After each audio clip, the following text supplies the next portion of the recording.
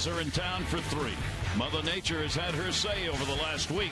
Now the Orioles hope she will cooperate so they can get a doubleheader in today. And it's Fan Appreciation Weekend. Rock me, baby.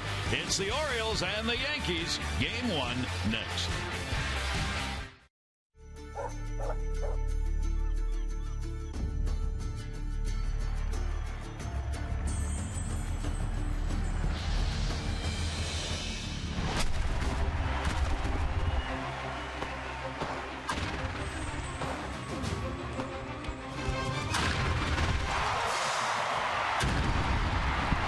It's the Orioles on Masson, and so far, Mother Nature is cooperating as Game 1 of the Yankees and the Orioles will start on time and hopefully finish up with nothing in between but baseball.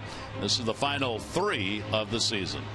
Hi, everybody. I'm Gary Thorne, and welcome. What's at stake, of course, is for the Yankees to get that home field advantage for the playoff card. The Orioles would like nothing better than to be the spoiler in that department, because that's what's left for the Orioles here on this final weekend of the season. Head-to-head, some pretty decent numbers for both ball clubs against each other this year.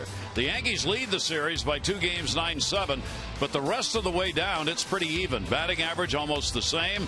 Home runs almost the same. The runs 75-71 in favor of the Orioles, and the ERA numbers almost exactly the same. So 2 ball clubs who've played some very close, tight games this season.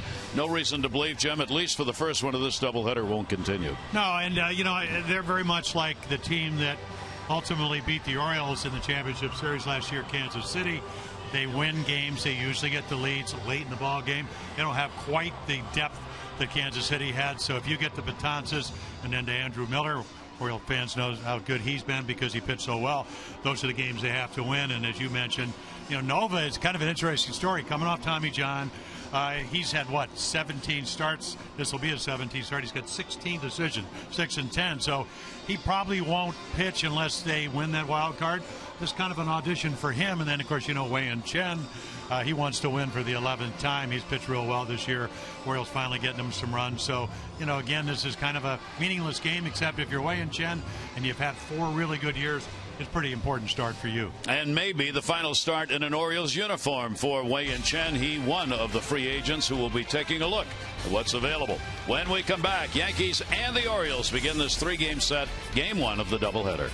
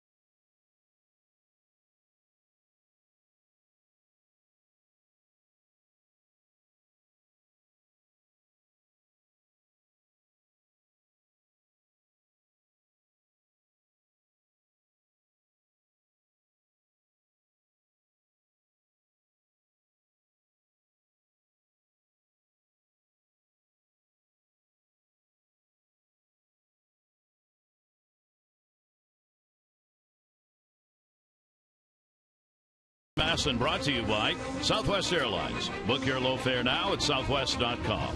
And by Coons.com. When you're talking cars, you're talking Coons. It's a raw day here at the ballpark. A BGE home game time temperature. We will start at 53 degrees, overcast skies, little breeze blowing in from center. BGE Home, Baltimore's home team for heating, cooling, plumbing, and electrical. Why would you call anyone else? For the Orioles, let's take a look at the team they will face today. The Yankees have Gardner, Refsnyder, Rodriguez, Young, Headley, and Murphy, Perella, Romine, and Ryan. And for A-Rod, he's just one home run shy of the all-time leader against the Orioles, Harmon Killebrew, who has 68. A-Rod's got 67. Take a look at Wei Chen, so you can see a lot of fastballs. He's going to probably be somewhere between 90 and occasionally hits 94. Curveball, slider, and then the changeup. Thought he'd probably throw more of them, but actually has thrown more curveballs and sliders. Good numbers. A lot of innings. That's what he brings to the table over the course, really, of the 4 years. Only a second year when he had the oblique injury has he not been close to 200 innings. So again, he is a fly ball pitcher. That's why he does give up home runs. 28 of them, usually solo numbers. You can see righties hit him a little better than lefties. And again, of those 28 home runs, right-handers hit 25 of them. Only one left-hander in the lineup. That's Brett Gardner for the Yankees. On the season for Chen, he is 1-1 against the Yankees. Lifetime, he is 3-5. He's pitched 500 here at his home ballpark this season, but a very good ERA, 5-5 at Camden Yards with a 3.53 earned run average. Here is Brett Gardner to lead it off. Manny Machado will move in at third base. Gardner's got a 6-game hit streak coming into this day-night doubleheader, and the off-speed delivery will be in there for a strike. Gardner has gone 6 for 21 with a home run lifetime against Wei Chen. Chen faces a Yankee team that has good numbers against left-handers. They are 27-22 against left-handed starters, and that is the 4th best win percentage in the American League against lefties. But Showalter's ball club trying to get to 500. They can't do better than that, but they can get there. That ball will go to second. On the ground, Flaherty's there. Take a look at the Oriole defense. Still the least amount of errors in the American League. Cleveland with 79. The Orioles with 76. Pierce, Reimold, Parra. That is the outfield. Machado, Hardy, Flaherty, Davis, and then Matt Wieters. He will do the catching. Jonathan Scope with the hand bruise. Not in the lineup. Maybe. Well, unlikely for the second game, too. He's coming along, feels better than he did a couple of days ago and yesterday, but they don't want to take any chances, so he's out. Adam Jones, of course, with the back and the shoulder, not playing, and probably won't again this year unless he comes in Sunday to make a final appearance of the year in the lineup. Refsnyder at the plate. He's playing at second base. One of their real good, not so well-known players. 1-1 delivery on the way, a floater in the outside corner for a strike. Yeah, he's hit in 6 in a row, and then of course with Stephen Drew, Kenny Singleton stopping in. Of course, Drew had that head cold, maybe concussion-like symptoms. Ball off his helmet, and Refsnyder again 6-game hitting streak, some power. Refsnyder is from South Korea, where he was born. Went to the University of Arizona. Was adopted, grew up in the Laguna Hills area in California. The Yankees pick in 2012, 5th round. 1-2 pitch on the way, ground ball, that'll go to short. J.J. Hardy's got it. And a couple of ground ball outs to start the ball game. Let's take a look at our Jeep inside the numbers on Wei Chen. Well, we talked about 4 years. The Orioles got him at a bargain, under $16 million for 4 years. Low ERA, low average. Look at those runners in scoring position number. Of course, this year even lower than that, second best in the big leagues. And then the other thing he does give up home runs, but very rarely walks people. So again, a guy that, as you mentioned, Gary, in the opening, this could be his last start in an Oriole uniform. Rodriguez goes after the first pitch, puts it in the air to center. Reimold is there. And A-Rod retired on the first pitch. And a 1-2-3 inning for Wei Chen. Ivan Nova and the Orioles lineup when we come back.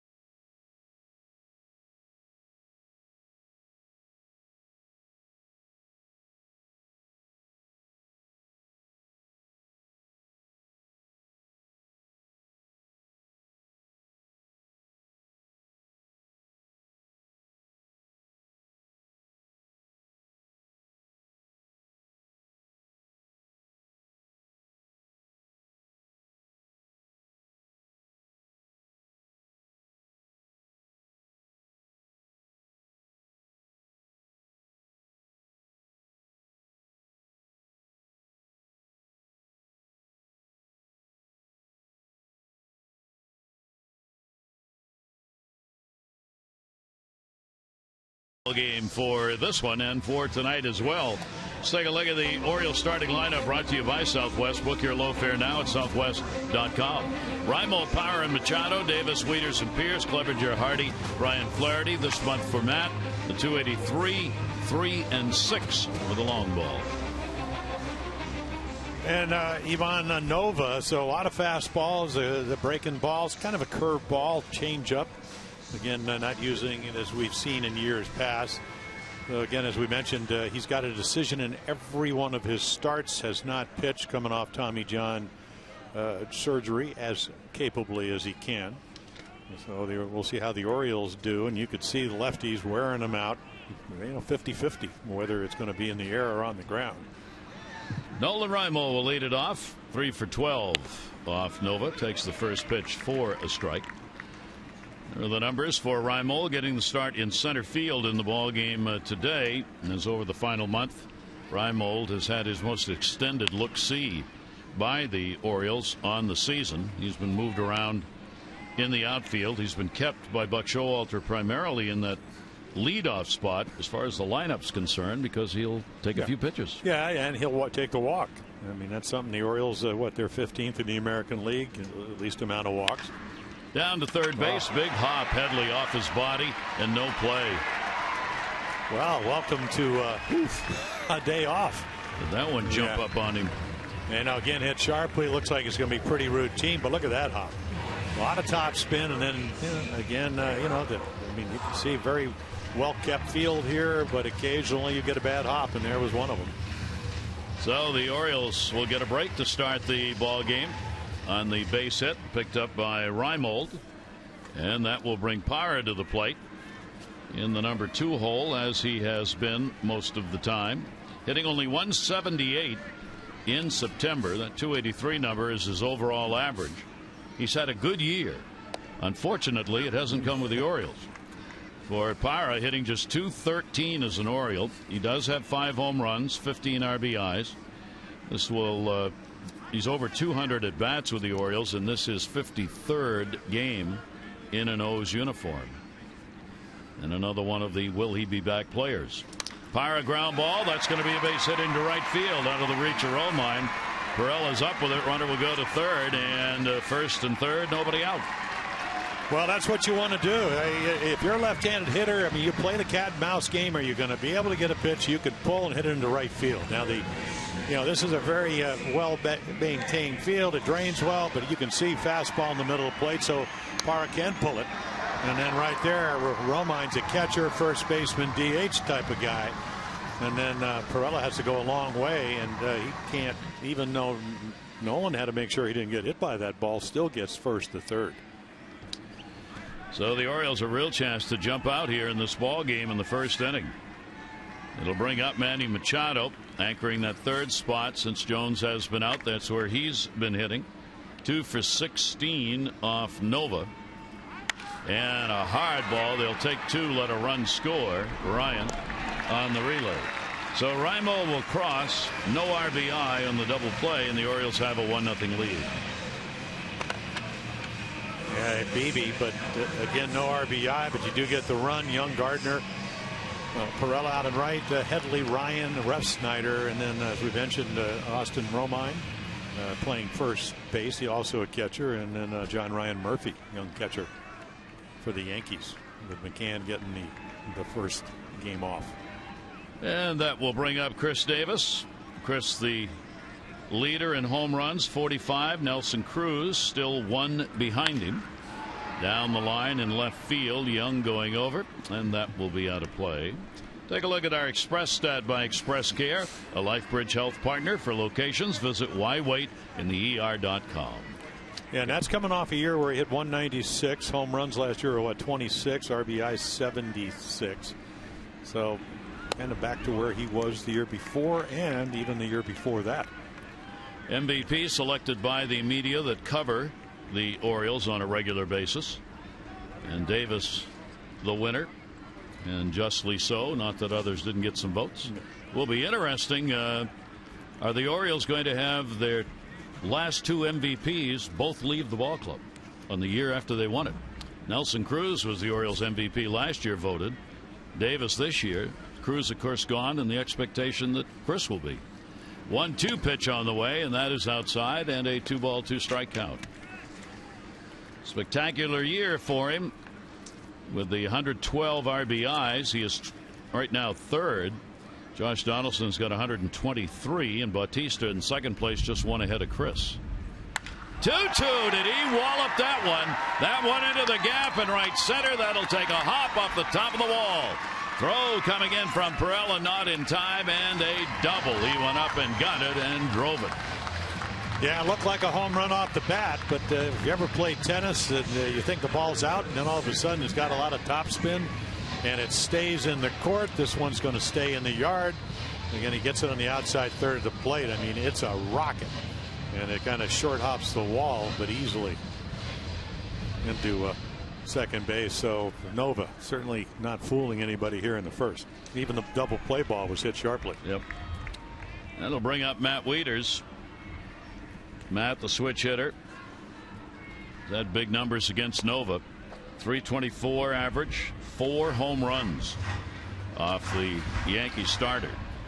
Not the start the Yankees wanted, certainly. Trailing 1-0 here. They're trying to win a game and wrap up that home field for the wild card game. A Yankee win or a loss tonight by Houston. They're playing a late game against Arizona, as the magic number is 1 to assure that home field wild card for New York. But it is 1, and they'd like to get it done here in the first game of this doubleheader.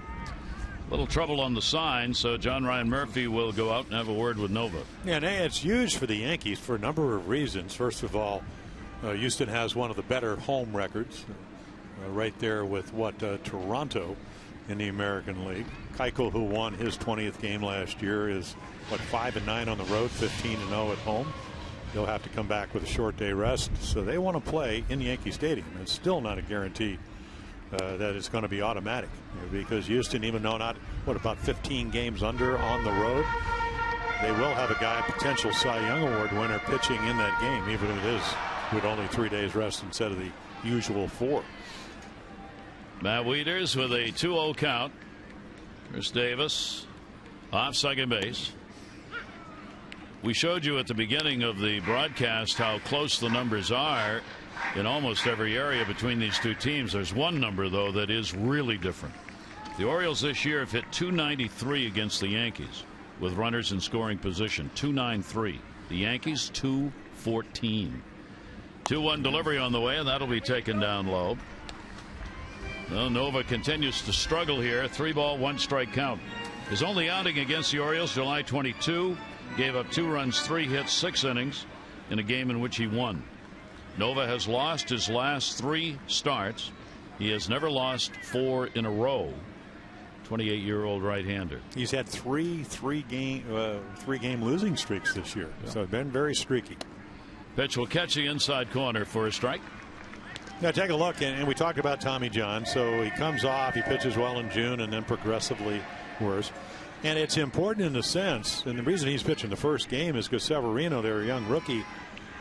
To get to the division, they have to win that wild card game. So Severino may be their long man, because Tanaka's coming off a hamstring problem. Didn't pitch well against the Red Sox, but then again, not a whole lot of teams are pitching well against the Red Sox because they played so well.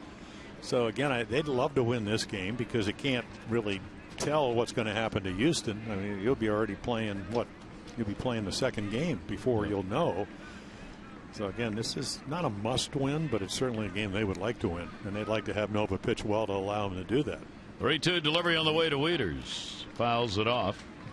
Severino will not pitch the second game if the Yankees win the first one. As Jim says, they want to save him to be the long man in the wild card game.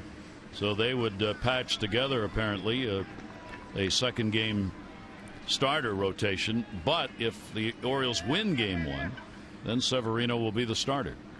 3-ball, 2-strike delivery on the way. Wieters down the line the other way.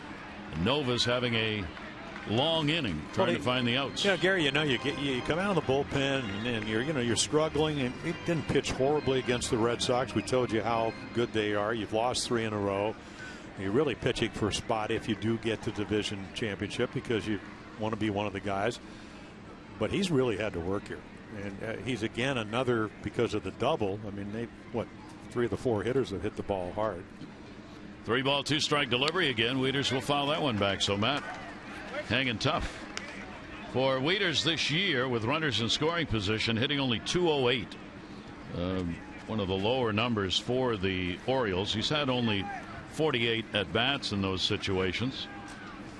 Coolboss had to work with him obviously on a half-season basis, trying to get him back to the regular Wieters swing. 3-2 delivery, and he is on with a walk. So the problems continue for a frustrated Ivan Nova. Yeah, makes a couple of good pitches, and then when you're struggling, and he is, Reimold, Nova was unlucky because of the bad hop, but Parr hit the ball hard, Manny hit the ball hard, Davis hit the ball hard, and then he walks Wieters because he doesn't want to give up any runs, and then you get a guy that's been swinging the bat pretty well with Steve Pearce. Pearce will stand in with a chance for 1 or 2 RBIs here. Runners at first and second. There are 2 down. Steve getting the start in left field. Solid .262 in these situations on the year. He's been very steady with runners in scoring position, even though his overall average is a good deal lower. Pitch taken outside as Nova trying to find the corners here somewhere to get him out. Nova's been much better ERA on the road than at home. His ERA at home is over 6.17. His ERA on the road is 3.5. So a significant difference. Road games, home games, ERA. 1-0 pitch. Pearce will fight it off, and that one caught a piece of John Ryan Murphy. Yeah, the amazing number is the runner in scoring position number for Ivan Nova on the road. What, 108 in 7 starts? I mean, that's, what, 4 for 37. And of course, that can change. And the other thing about Steve Pearce, he's got 15 home runs, and a lot of those home runs have come lately. So again, he's the type of hitter, one mistake, and this game easily could be 4-0. 1 ball, 1 strike delivery on the way. Pearce in the air, left field. That's deep, that's back, that's at the wall, but it's catchable and hauled in. Young went back to get it. The Orioles will pick up 1 run, 3 hits, no errors, 2 are left on base. Those take a lead.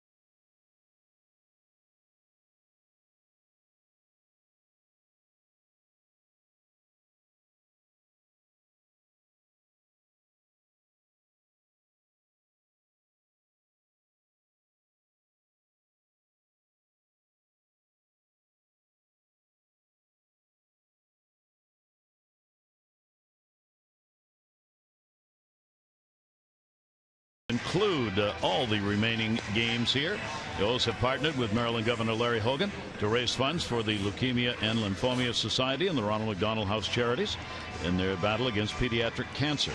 Orioles contributing $50,000. You can join in. Go to Orioles.com/charity. And when you make a donation, you get 50% off tickets. You could still get here for the afternoon game. The night game is going to be at 7. And tomorrow afternoon at 3. Note the start time tomorrow. Last game, 3 o'clock. All games in the majors will start 3 o'clock Eastern time tomorrow. So that if there are any exciting finishes, everything can be clumped together. And the pitch will be taken up high. Young leading it off. Chris Young Young has hit Chen hard, 6 for 14 with a home run. Shift on in the infield. Well, we've seen Chen throwing a pretty good off-speed breaking ball. Well, he's got 2 of them, and the curve ball. It's you saw it, 73 miles per hour. Slider's a little bit harder. There's a changeup, and of course the reason is when a guy's 6 for 14, you may not know exactly what the numbers are, but you know he hits you hard, and that's because Chris Young, he likes to get his arms extended. He's a good fastball hitter. He's going to look for one right here because he's got a hitter's count. 2-1's going to come inside to it. Young has hit in every spot in the lineup since joining the Yankees. Has had 99 hits since joining them the end of last season for the final month. 3-1 pitch, and he rocks that one to center field. Raimel, good jump on it, gets back and off the very top of the wall. Young with great speeds, thinking about 3, not thinking anymore. He's going, and it will not be in time. Just missed a home run at 410 feet. Ends up with a triple. Well, you always wonder, why does a guy hit another guy? It's not that Chen can't pitch to righties. It's just that usually you get good pitches. 3-1 fastball. He's looking for it. And again, look at this rebound. It gets off the wall, and one of those pads actually angles towards left center. Ball kicks off it. Of course, Raimel does not play as much center field as Adam Jones, though a double is turned into a triple because of the current. First triple he has had this season, and it will be his 21st triple as a major leaguer. Here's Chase Headley. His job to get him in. So the Orioles 1-0 lead threatened immediately with the leadoff triple by Young. Headley with the 62 RBIs picked up on the year. Out infield will stay back, surrender the run to get the out here early in the game. Good fastball up and tailing away, and an 0-2 count on Headley. Yeah, for Chase, most hits on the Yankees with 150, and right up there behind Alex Rodriguez with 133 strikeouts. And that's what Chen's looking for here, especially at this count. Don't have to throw him a strike. Headley will pop it right straight up in the air, back towards the screen and on the other side. We always talk about how impeccable Wei-Yin Chen's control is. And, he didn't walk Young, but he did give him a good pitch to hit, and he paid the price for it. Now, let's see how good his command is when he gets into that pitcher's count. Wei-Yin is tied for second in the American League in fewest walks per 9 innings. And that ball is going to be popped up first base and handled by Davis. So an ineffective, unproductive at bat for Headley. Runners still at third. Not receiving Masson mobile alerts. Well, due to new regulations, some Orioles fans have stopped receiving mobile alert texts from Masson.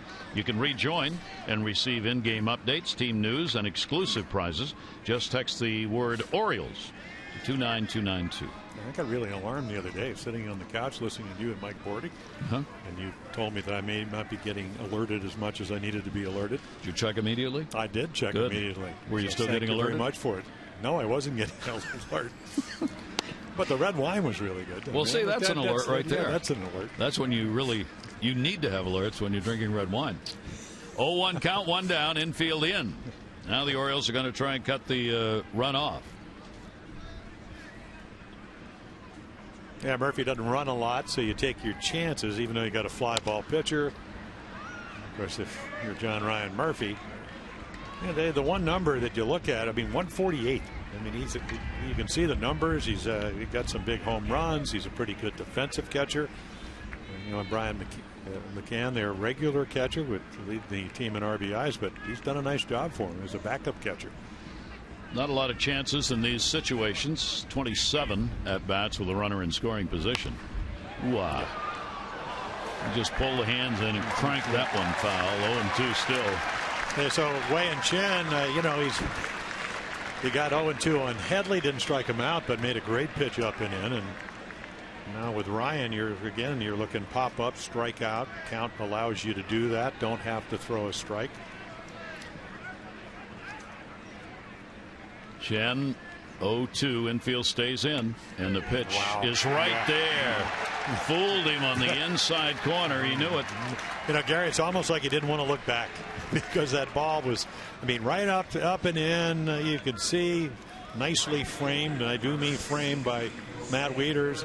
And right here, he's not going to look back. He's just hoping. Yeah, he's got the foot down, ready to hit again, but not to be. So 2 down. Will the Yankees waste a leadoff triple? This is where Chen has been so good. 176 opponent batting average against Chen with runners in scoring position, second best in the American League. 1-0 count, 2 down. Perella waiting on it. He will pop it up. And Chen got it done.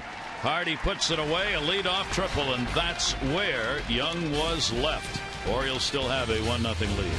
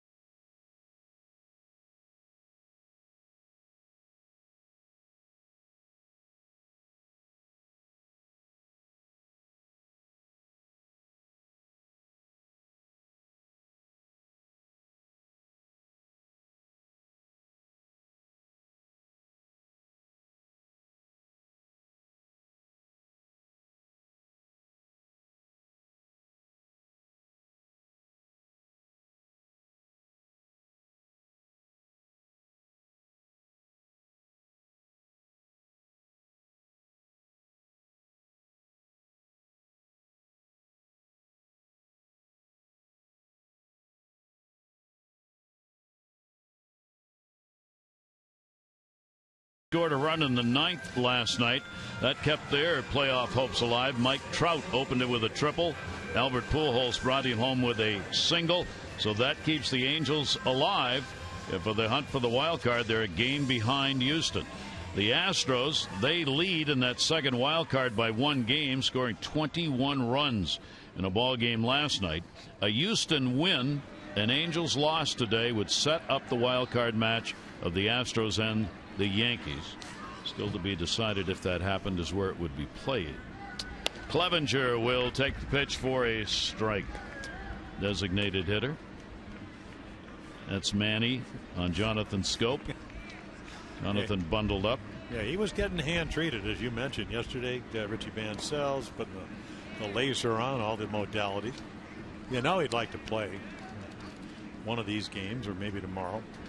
But again, you get hit on the right on the back of that hand, and that was what his right hand. Not only affects your hitting, but your throwing. So out with a contusion. Ground ball towards the middle. Well, Snyder makes a very nice play and retires Clevenger. Maryland Lottery contestant of the game, Charles Myers from Hagerstown. $500 for being selected, $500 more for every Orioles home run hit today. Play baseball bucks scratch-offs and win up to $50,000 instantly. Learn more, mdlottery.com/baseball. 1 down here in the second inning. J.J. Hardy. Pitch on the way to him, and that is in there for a strike. Nova retiring 65% of leadoff batters. Okay, but not where you'd like to be on the year. 0-1 pitch on the way, and that's a slow roller cut off by Headley and gets Hardy. So Nova gets a couple of ground ball outs here in the second inning. Yeah, he's hoping that first inning, again, the bad hop, a couple of balls hit real hard, was his bad inning. He was able to, I mean, you go back and look at that inning and don't look at the scoreboard, you figure the Orioles had at least 2 or 3 runs. That was only the case. So one more than you probably wanted to give up, but certainly keep the game well in hand. The Orioles with a 7-9 mark against New York, but they are 4-2 here at home against the Yankees. And the pitch will be taken for a strike. Ryan Flaherty, he's sitting in the 9 spot. But he is a lefty, and he does have a 4 for 8 with a home run lifetime off Nova. Shift is on by the Yankee infield. 0-1 pitch, and that will be taken for a strike.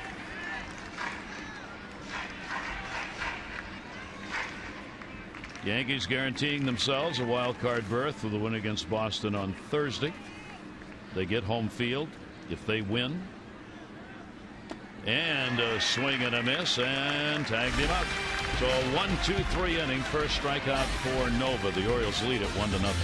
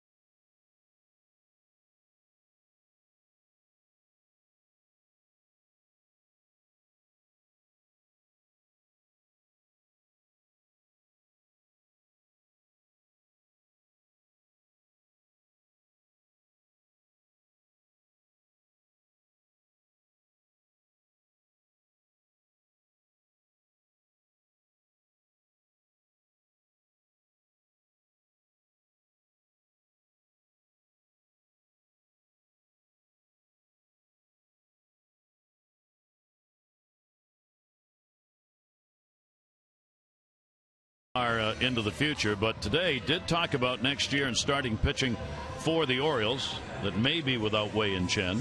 And Buck said, here's what we got to do. We need to pitch better, especially from a starting standpoint, you know, depth-wise too. Something we're going to have to attack. Make sure you got to be 7 or 8 starters deep in the American League, especially. Oh yeah. Wei and Chen, a bargain. 4 years, $15,075,000 or $750,000. So you got 45 wins for that. But trying to do some. Liner that'll stay up. Romine is first at bat this year in the big leagues, and Pierce hauls it in. 29 games and he finally hits one hard, but right at Pierce. So that's what he was talking about. So it's almost a run higher. Last year, the second half of the year, and of course the Orioles got red hot on their way to 96 wins. It was 298, so much higher. Runners in scoring position, numbers up, but still good, below the league average. But again, when you lose Chen, and you know, I don't know if they came back after the second year. They had him at such a bargain, and of course, you know, it was one of the great finds for Dan Duquette. But again, once you recognize that, you know you underpaid him. So you. And then all of a sudden, he gets Scott Boras, so it's going to be a lot of money. A lot of money. And you know, that's the way the game's played. Yep. Whether you're Chris Davis, if you're Matt Wieters, you know, there are windows if you're a ball club where you can sometimes take guys out of free agency, and some clubs do it and some don't. And, Ryan fouls it. But it was rather obvious after that, you know, first year. The second year he had the bleak injury that you knew he can pitch. He's durable, he's mentally tough, he's physically tough. He can pitch in the American League East, even though he's under 500. His best numbers are against the American League West. That ball to the middle, just enough to be a base hit. So Brendan Araya will pick up a 1-out single here in the third inning. Tomorrow, the Orioles close out the regular season 3:05 showdown against the Yankees. First 25,000 fans, 15 and over, get the Steve Pearce Fans Choice bobblehead presented by AT&T. Celebrate the Birds one more time. Tomorrow's the last chance. Orioles.com, 888-848-BIRD for tickets. Yeah, you look at Wei and Chen's numbers, and we're looking at Steve Pearce right there, but he's 16-5 with a 2.73 ERA against the American League West. So bigger ballparks, as we mentioned, fly ball pitcher. Everybody's looking for pitching. It's going to cost a lot. San Diego. Well, But I'm even talking, American League. He's proved he can pitch with the DH. That's another consideration you have to take when you bring a guy over from the National League to the American League. But he's already an American League guy. I mean, that's why David Price has such value. Not only is he David Price, he's pitched in the American League. He's had that extra hitter. So Gardner grounded out first time up. Yankees with their second hit. Pitch will be away. I guess this is the year that everybody waits for Price to set the bar, especially when it comes to pitchers.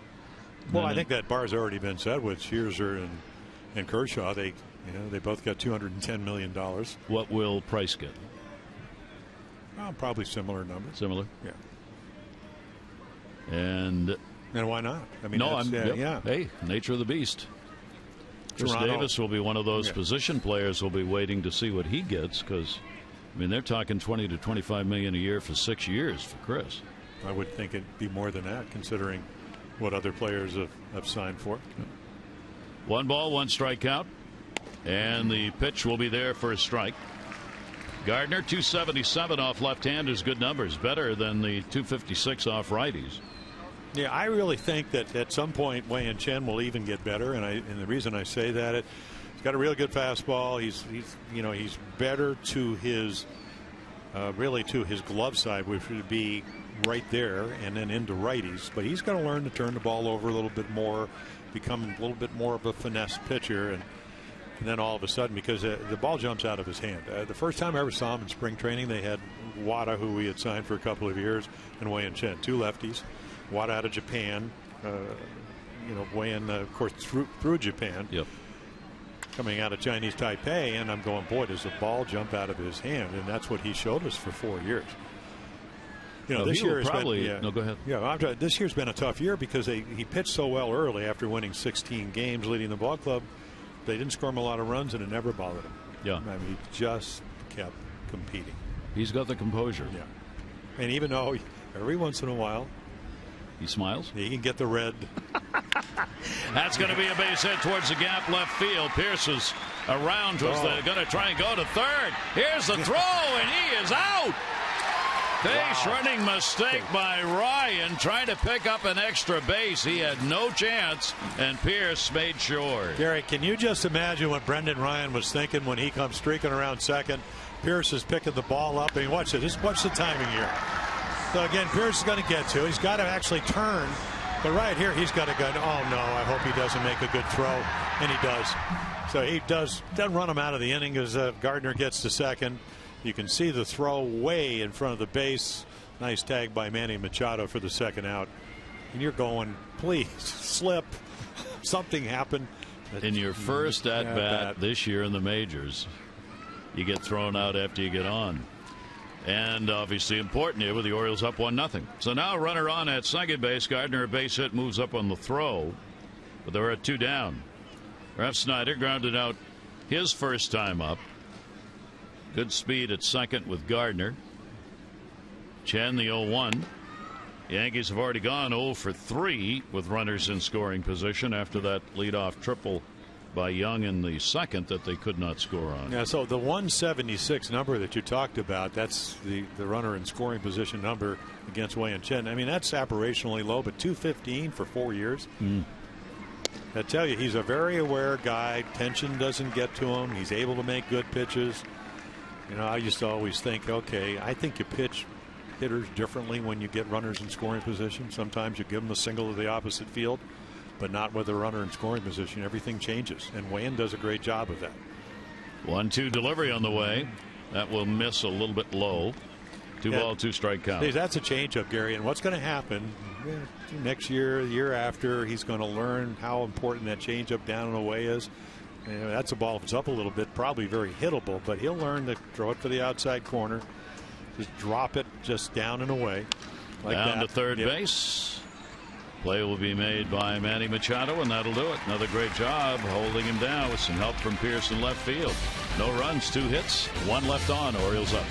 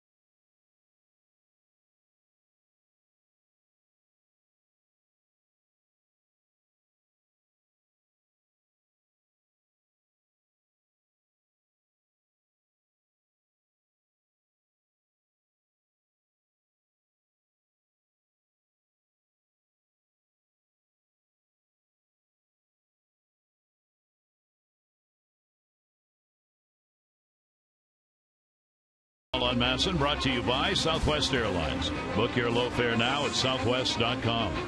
By your local Mercedes dealership. And by Chesapeake Employers Insurance, Maryland's workers' compensation specialists. Brooksy. On the mound, Ivan Nova. Nolan Raimo will lead it off. Base hit scored on a double play ground ball. So we go to the bottom of the third inning. Did you, speaking of Brooks Robinson, and of course we always like to talk about Brooks, did you see that? Did Buck Showalter show you the picture in his office today? Were you able to get the 5 guys? No. He said you're the only. I did because I don't know. Got him in the back. Didn't mean to. Still hurts. Right in the middle of the back. But again, this was a picture. I believe they were maybe on an armed forces junket, and they had Stam Musial. They had Brooks Robinson right next to him. Then they had Harmon Killebrew, and then they had Hank Aaron. And the last guy, that looks like Joe Torre, and he goes, it's Joe Torre. So those 5 guys, pretty special players. We all know Joe Torre, great manager of the Yankees. There's Brooksy out, and I hope he's warm today. Metal gets very cold. It's one of those raw days as you talked about. Runner goes, and the ball is bunted foul by Parra. But we all know Joe Torre. Of course, he was a very good player. In fact, you don't realize how good he was till you start looking at the numbers. I mean, he was the MVP in the National League in 1971. Won a batting title, the RBI title. He didn't win the Triple Crown, but superlative player, and of course went on to be a Hall of Fame manager. Gerardo Parra. Raimo took off and he bunted. In at third now is Headley. 0-1 delivery, runner not going. That's going to be a base hit down the line. Young will chase it over. Heading to third is Raimo. Into second is Parra. A double. So the Orioles have put runners on at second and third here in the third inning with nobody out. And Ivan Nova is struggling. That'll bring Machado up. Take a look at our Maryland Live Casino inside the numbers. Yeah, I mean, it's just amazing. The power has come along. I mean, the home runs to left. And again on Thursday to center. A couple of steals. So now 20 stolen bases. So there you go. Home runs, stolen bases. How about Paul Goldschmidt? When people talk about outstanding players of the National League, Paul really comes up. Again, for a home run guy, plus defender at first, as Manny is at third. So both of them can do so many things. Goldschmidt, of course, Manny only 23, a little bit older, a little more experience. Pitch on the way will be up high. Manny joins in the Orioles in the 2020 club.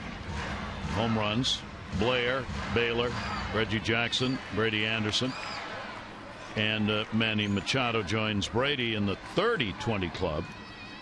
Brady had 50 homers, 21 steals back in '96.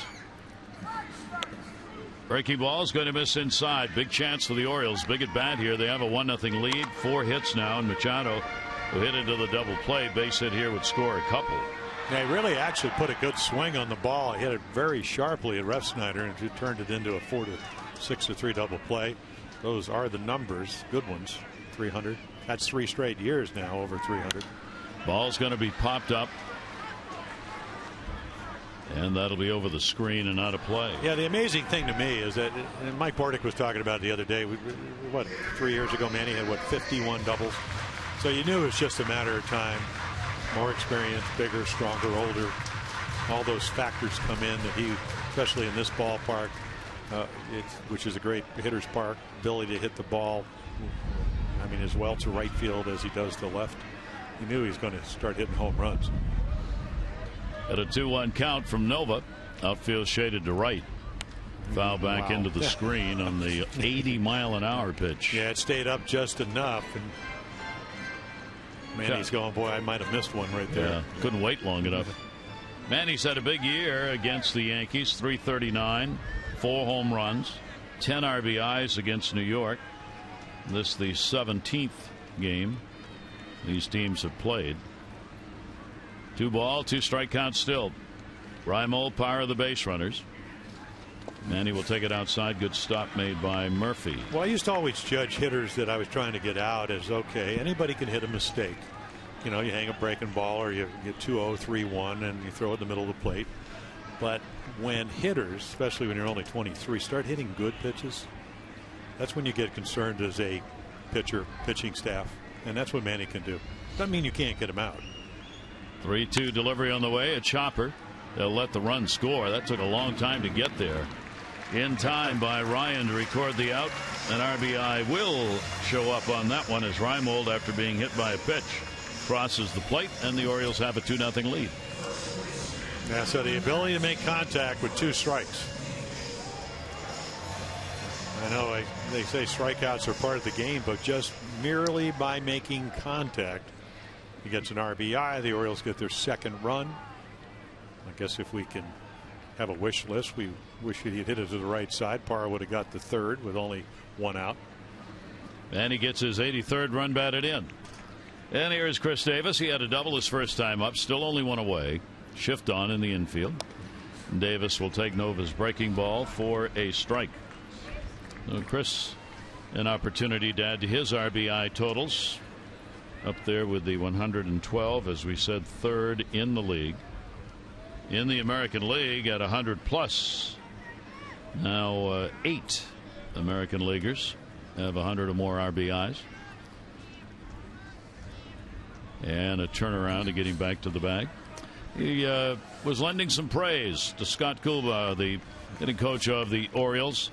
As Chris said, a lot of what he'd done this year, a lot of that was hitting coach Scott Coolbaugh. We have so much history, and he knows how to handle me. Knows what to do, how to make corrections for him. There's another off-speed delivery.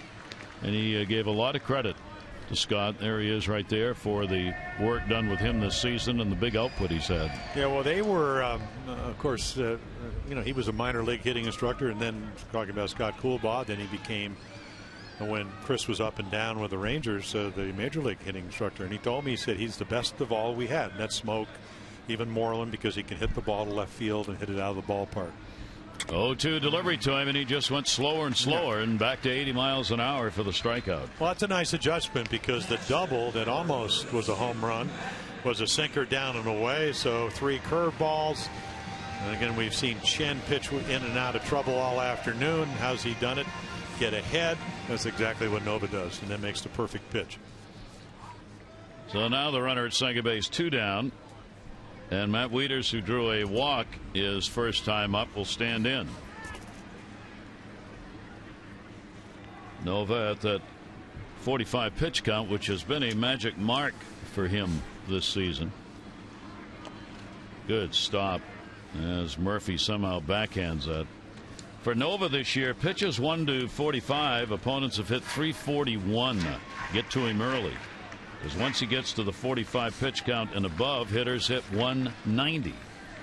So that's a dramatic jump in average. And when he's at his best, and of course coming off Tommy John, so I can't really say that's been the case this year, he's actually a ground ball pitcher. Runner goes, and not only was there no throw, there was no coverage. Well, yeah, I mean, Headley goes, hey, with 2 outs, I am not going to worry about covering third base, and then maybe Wieters puts it in play. A heads-up base runner, because we've seen the curveball. He almost bounced one to the backstop. So that certainly comes into play. And if you're going to throw your breaking ball, you want to throw it under the strike zone. Otherwise, it becomes hittable. 13 out of 16 for Parra on the year. Wieters will take the pitch inside. Nova, with the hit batter in this game, Reimold, in the inning, who scored, has now hit 7 this year, and he has thrown 5 wild pitches. So you do stay alert on the base pass for a chance to pick up a base, maybe a run. 3-0 delivery, and he didn't want anything to do with him. Wieters has the best average against Nova in the lineup with a lot of at-bats, and Nova's gone around him twice. Yeah, Larry Rothschild's going to come out and have a discussion, and ran into Larry yesterday after they called the game, and once again he's done a nice job.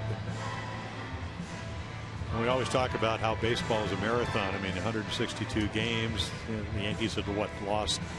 They hadn't been in the playoffs the last 2 years after making it 20 out of 23 years.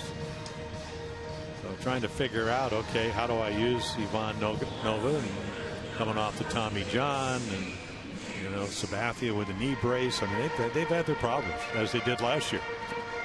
Yeah, they've wandered their way through somehow, and to their credit, which is one of the reasons I think Joe Girardi will receive serious consideration for American League Manager of the Year. Well, they lost 4 out of 5 of their starters last year and still finished over 500. As they did the year before, they struggled. Pierce in the air, left field, Young, shy of the warning track, and he's got it. A couple of fly ball outs by Pierce. The Orioles will pick up 1 run, 1 hit, and we'll leave them on.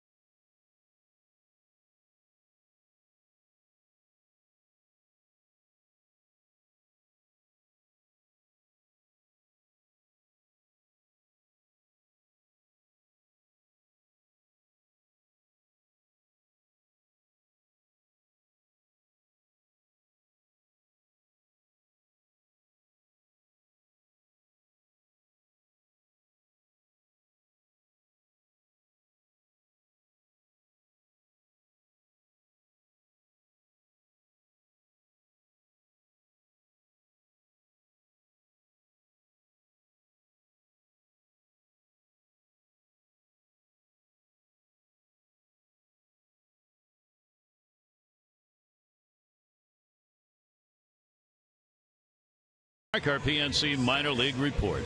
Well, there you go. Trey Mancini. A lot of good reports on him. What a year he had. It's always nice to see high average, a lot of RBIs, a lot of home runs. Oliver Drake, you could see we've had him. Same with Michael Gibbons, come up here, done nice jobs. Glenn Davis winning the Ellie Hendricks Award, and then Ron Johnson, who rented a new body. It's amazing. There they are. You know, Ron, who did a great job with Norfolk. Of course, Alan Mills on the right there, pitching coach, former Oriole.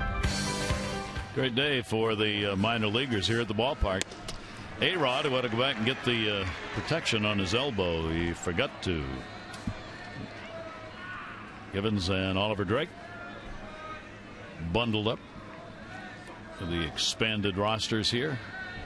Here's the 0-1 delivery on the way. A-Rod will take the pitch. He went after the first pitch he saw in the first inning and flied out to center field. Rodriguez, Young, and Headley. Chen's delivery to him fouled off.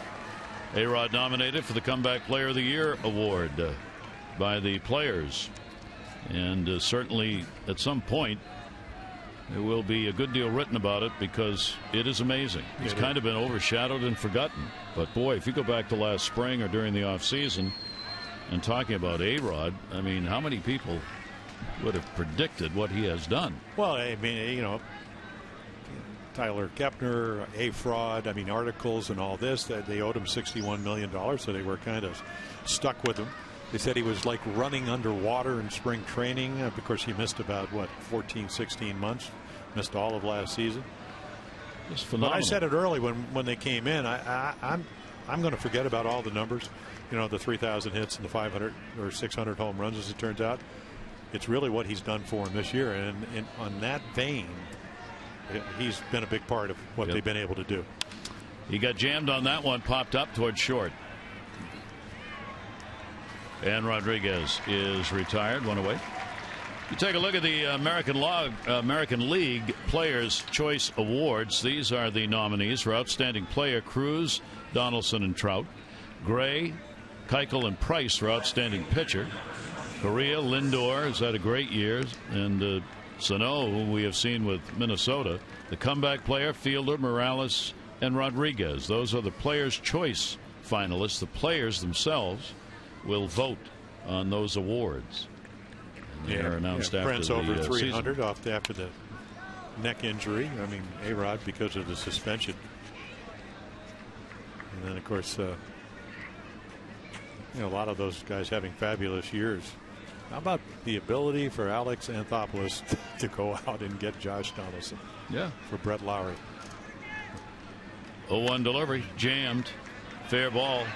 Chen turns, throws it in the dirt, and can't get it. That's a very tough play. Yeah. That would be the perfect bunt, but it was a swinging bunt. Well, he played it perfectly, except again, you don't have any angle because the runner's coming down the line. And again, trying to do anything but get him a fastball to hit. He had already tripled off the center field wall, so he throws him a little breaking ball, and you get the result.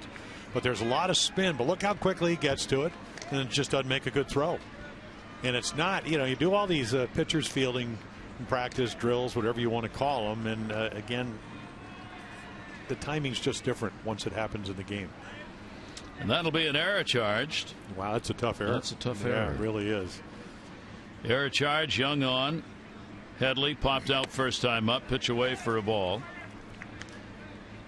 Headley in this 1-0 ball game, 2-0 ball game rather, trying to get an inning going. He's had a hit in 8 consecutive ball games.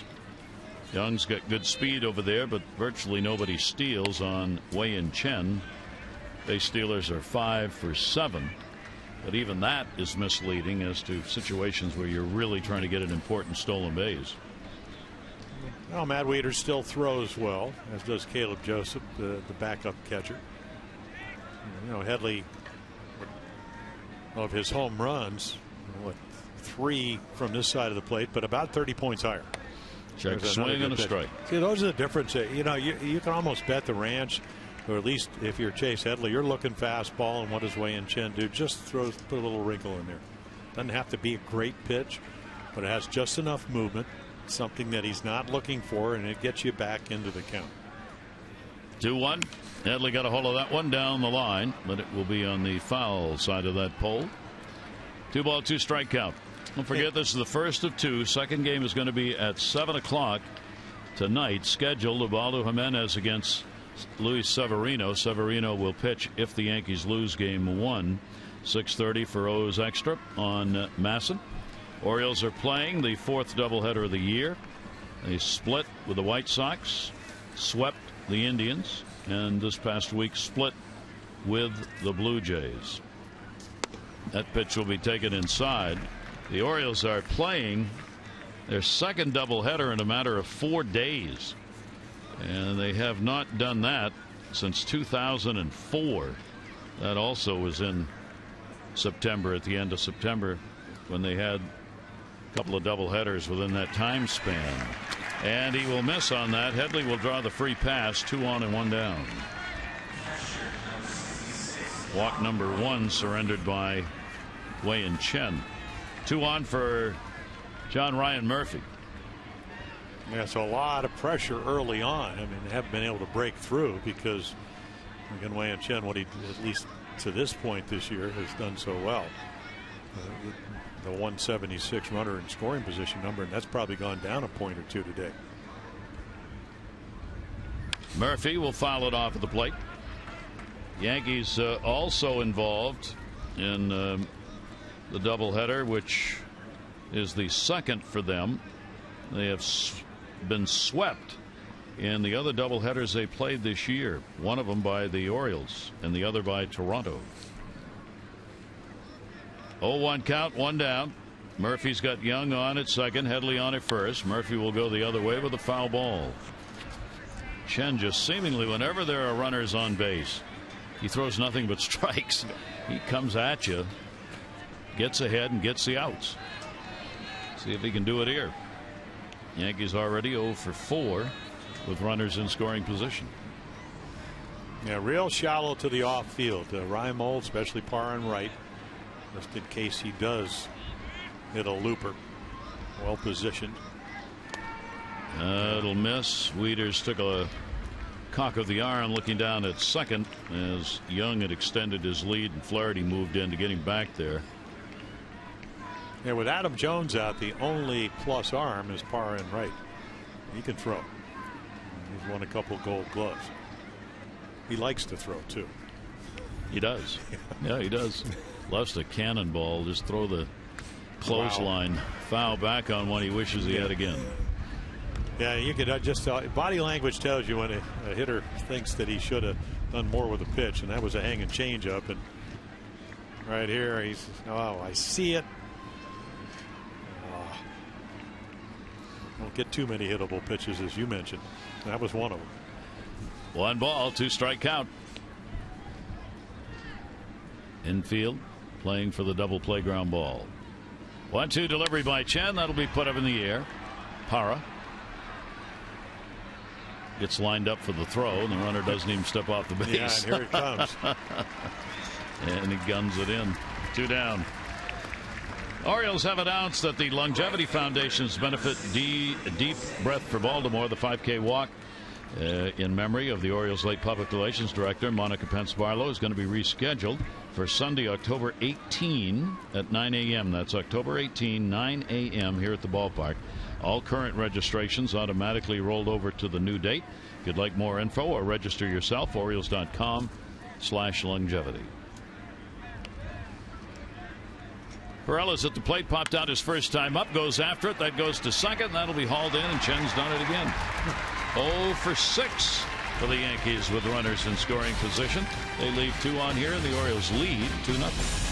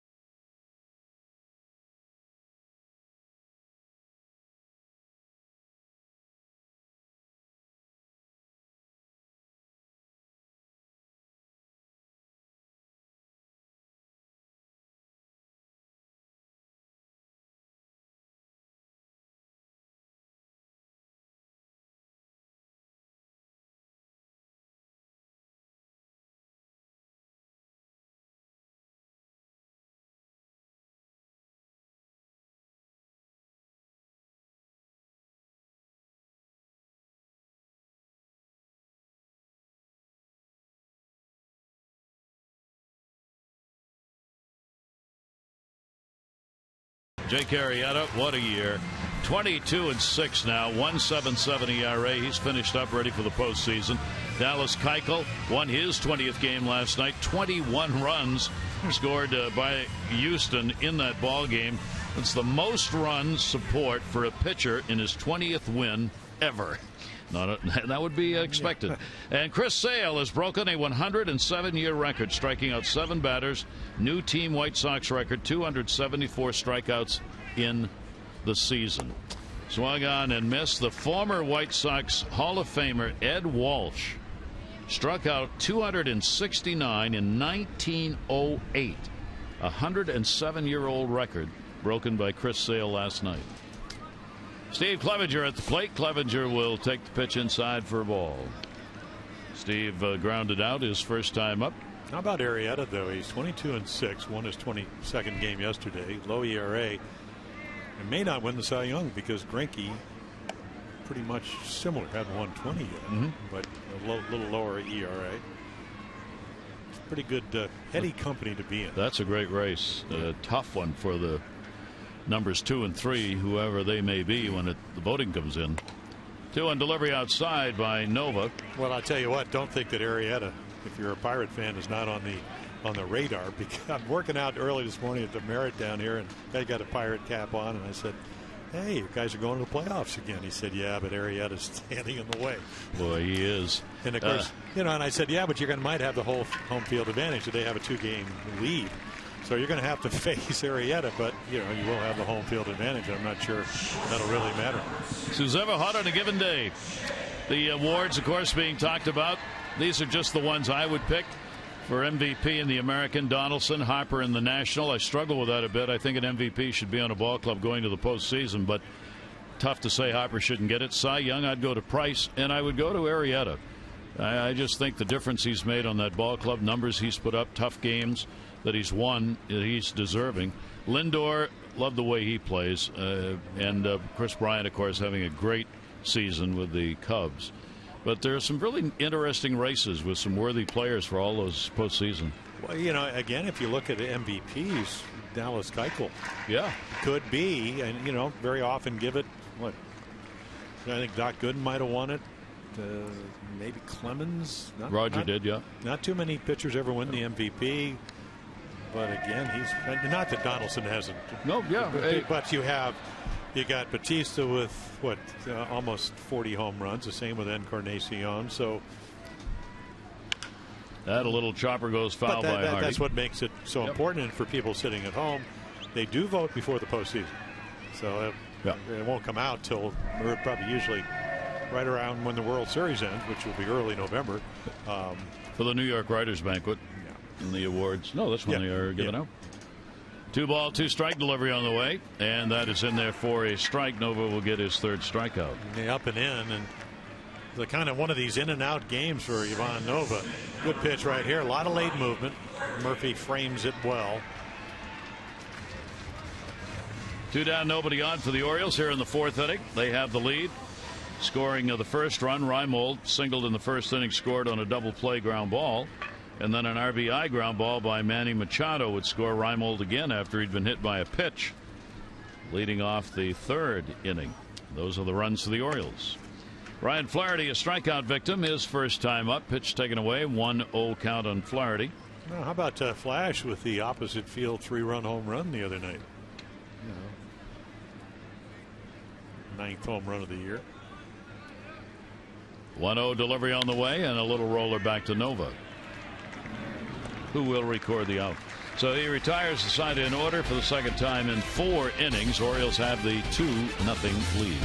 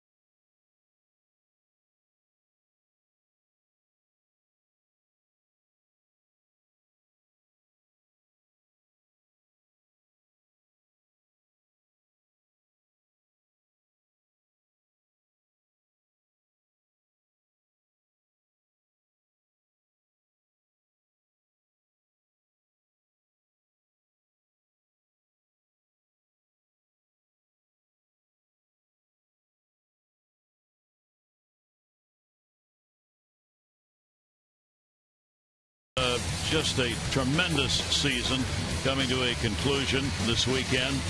He has the 2nd most home runs in his career. He has been voted the Orioles MVP this year. He was voted the Orioles MVP in 2013 as well, when he had 53 home runs. This season, looking for a home run crown, battling Nelson Cruz right now. He's on top by 1 ahead of Cruz in the AL. I was looking today, wondering whether or not anybody had ever won a home run title, been traded from the team, and won the home run title the next year with another team, which is what Nelson Cruz could do if he was to win the title this season. The answer to that question is yes, it has happened, but only once. And it was Babe Ruth back in 1920 on the trade. He had led in home runs. That traded Yankees, led in home runs again. Cruz could do that this season, but Davis is going to try and prevent that and win the title himself. Or again, it could happen if Chris leaves next year. Yes. So we're calling free agency is like a trade or a leave. Yeah. See you later. See you later. Romine will foul that one back. Romine, Ryan, and then Gardner at the top of the order. Yeah, Austin Romine's airing it out. He hadn't he joined the club in September. Hadn't played in 29 days, so he gets a breaking ball, lines out the left, and now Wei Chen is right in on the fist. There's a slider. 1 ball, 2 strike count. Girardi does not intend to play anybody in the second game who plays in the first in a starting role. That may be dependent on whether the Yankees win or lose here. Down to third, fair ball. Machado, foul territory. Yeah. Oh, what an arm! Yeah. Well, it's the whole package, Gary, as you know. And he gets to it. He's got shortstop range. He gets to it. He knows he's got to hurry. Can't set his feet. So what does he do? Throws it on the run. Nobody. It's not that he could make less errors, because we know he could, but nobody makes this play as easily as Manny makes it. I mean, look at this. It's mind-boggling. So easy. It's a highlight reel every time he plays third base, and Wayne goes, "Wow, that could have been a double, and it's an out." Changes everything. It really does in a 2-0 game. Yep. Here is Ryan, breaking ball in there for his strike. I have him 0 for 6 already with runners in scoring position, so they need every break they can get, and again, that just was a base hit taken away. 0-1 delivery, swing and a miss, tailed that one away, and an 0-2 count. Got the Manny signs on hand here at the ballpark, and a good one. Well, every time he makes those plays, you go, okay, the Orioles have 6 free agents. Swinging one away. So for 6 free agents, are they going to extend Manny Machado, 5-tool player? And then Wei Chen didn't do it with him. Nice pitch. He has really made some outstanding pitches when he's needed to. And again, it's outside, but again, 2 strikes. This is what happens. Ryan, not known for his hitting, great defensive infielder, gets him to chase. That'll bring Gardner up to the plate. Leadoff batter is singled, and he has grounded out. I mean, all you have to do is look at Wei Chen, at least in my mind, and talk to Dave Wallace. If the rest of the Orioles starting staff could command their fastball like Wei does, that ERA would not be at 460 or 455 coming in. Breaking ball again, fooled him, and it's in there for a strike as Gardner frozen by that one. And a 1 ball, 1 strike count. Yankee leadoff batter, 2 down, nobody on. We're in the 5th inning, 2-0 Orioles lead. Orioles 2-4-1. The Yankees 0-3-0. Each team has left 4 on base. That'll catch the inside corner. Gardner doesn't like, shakes his head. Marty Foster, home plate umpire, stares straight ahead. Well, what did Kenny Singleton, who my former teammate does the Yankees, I said he strikes out a lot for a leadoff guy. 131 times. He takes a lot of pitches, and he thinks that he knows the strike zone. Well, there you go. He got him. And he's mad at the umpire, not at himself. Chen gets his 3rd strikeout. He retires the side in order and protects the Orioles 2-0 lead.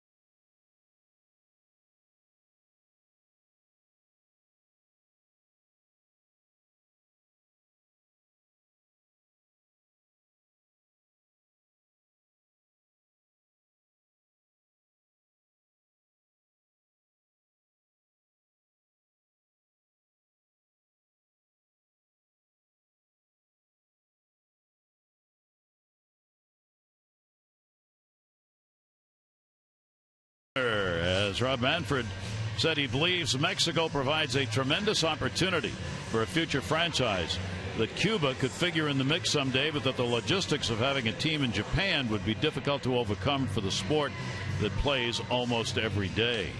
And the commissioner went to Mexico for a visit yesterday, was greeted by a number of dignitaries at the new ballpark that they have in Mexico where they want to put a team. And lo and behold, they unveiled a bust of the commissioner in the entranceway to the new stadium while he was there yesterday. How's that for a greeting? Well, you know, that'll hurry your franchise along. Yes, yeah, exactly. That's great. Good for Rob. Here is Nolan Reimold and fouls it off. We actually played some exhibition games right after we lost to the Mets, 1970, and we lost to them in '69. And we had a 7-5 lead, and Rick, some big right-handed hitter, hit a 3-run home run to beat us 8-7. And Earl Weaver did the ugly American. I mean, he was not happy. He was going crazy because we were 5-2, and of course you lose to the Mets. Earl was like a jockey coming down the stretch at Pimlico. I mean, it started the day that spring training started that year. But we were 5-3, and he gave us a whole lecture on you've already lost 60% of the games you lost last spring because we had gone 19-5. But he did pull throwing bottles and blah, blah, blah. He did not like that. Other than that, Mexico might be a nice, good place. Reimold, who's been on twice and has scored twice, once with a single, once hit by a pitch. Yeah, I would think, and I know that we've mentioned Brooks Robinson earlier. Brooks used to always talk about that some of the clubs used to actually have spring training in Cuba. Yes. But with the economic climate, I would think it'd be very difficult to have a ball club in Cuba. 2-2 delivery, check swing, foul ball. Unless things change. Which they are, and hopefully will continue for the better. But I was surprised at Mexico, though. I actually thought Cuba would be first before Mexico as a site to go. But now the two cities seem to be Montreal and a city in Mexico, probably around Mexico City. I did games in Monterrey, Mexico with the Mets. Loved it. Great crowds. Played at third base by Headley, and that will retire Reimold. One away here in the fifth inning. Well, you know, it's that time of year. You got to wear the jackets here. You don't in Sarasota. And you can go and visit the beaches and islands of Sarasota and Florida's Gulf Coast. Go beyond the stadium, the spring training site of the O's, to Siesta Beach. Named winner of the 2015 TripAdvisor Traveler's Choice Awards for beaches. You can plan now at visitsarasota.org. Here is Parra. Parra double single in the ball game. Top of the order has gotten the work done for the Orioles. Reimold on 2 out of 3 times, scored twice. Parra up twice, double single. Manny Machado, while he hit into a double play in the first inning, had scored a run, and then he grounded out in the third and got an RBI there. Otherwise, not a lot for either team. Pitch taken. Yeah, we've seen Gerardo do what he did early on. I mean, it's funny, you talked about the home runs, 5 with the Orioles. He had 5 of those home runs in the first 21 games, and none since. And it's almost like he became a different hitter from what I saw. And that was trying to hit home runs. I mean, he's a line drive guy, back up the middle, double power, occasional home run. And then you hit 5 home runs. Got to come to a new league. Of course, he said he certainly likes playing for the Orioles. He's upgraded the position as an outfielder for the Orioles. That's what they were looking for. A corner outfielder that could play a little bit. Parra's had in the doubles department 34. 10 of them have come with the Orioles. 5 triples, all with the Brewers. 14 home runs, 9 of those with the Brew Crew. 3-1 pitch on the way, and he will take that as a strike as he prepared to go to first base. Yeah, Marty Foster. He's the guy that matters. He's doing the home plate umpire. Obviously could have been a ball, but again, Murphy just catches it. Would have been nice to get a walk. 3-2 hit in the air to center. Gardner. And that breeze blowing in a little harder here as we get to the mid portion of this game. The Orioles take on the Yankees tonight. Game 2 of the special day-night doubleheader. First 20,000 fans 15 and over tonight. Get the Orioles knit bomber hat.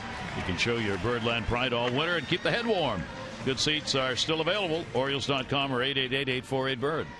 All the Oriole players yesterday were wearing them around the clubhouse. and while they were outdoors doing a little running before the cancellation. Here's Manny Machado. 2 ground balls, 1 good for an RBI, and a swing and a foul ball outside of third. Yeah, the temperature, at least on my iPhone, appears that it's going to stay somewhere around 55. I mean, even into the evening. So as you mentioned, raw type of day. Doable. Yeah, especially if it doesn't rain. And Nova just saying, you know, I'm going to hang around. Well, he's pitching the way he's pitched all year. You get to him early, you get some runs, then he settles in. Question is whether the Yankees can get him back. Manny Machado, 2 down and nobody on. 1-1 delivery on the way. Machado will foul that one off as well. So you can see the late movement on that sinking fastball early on.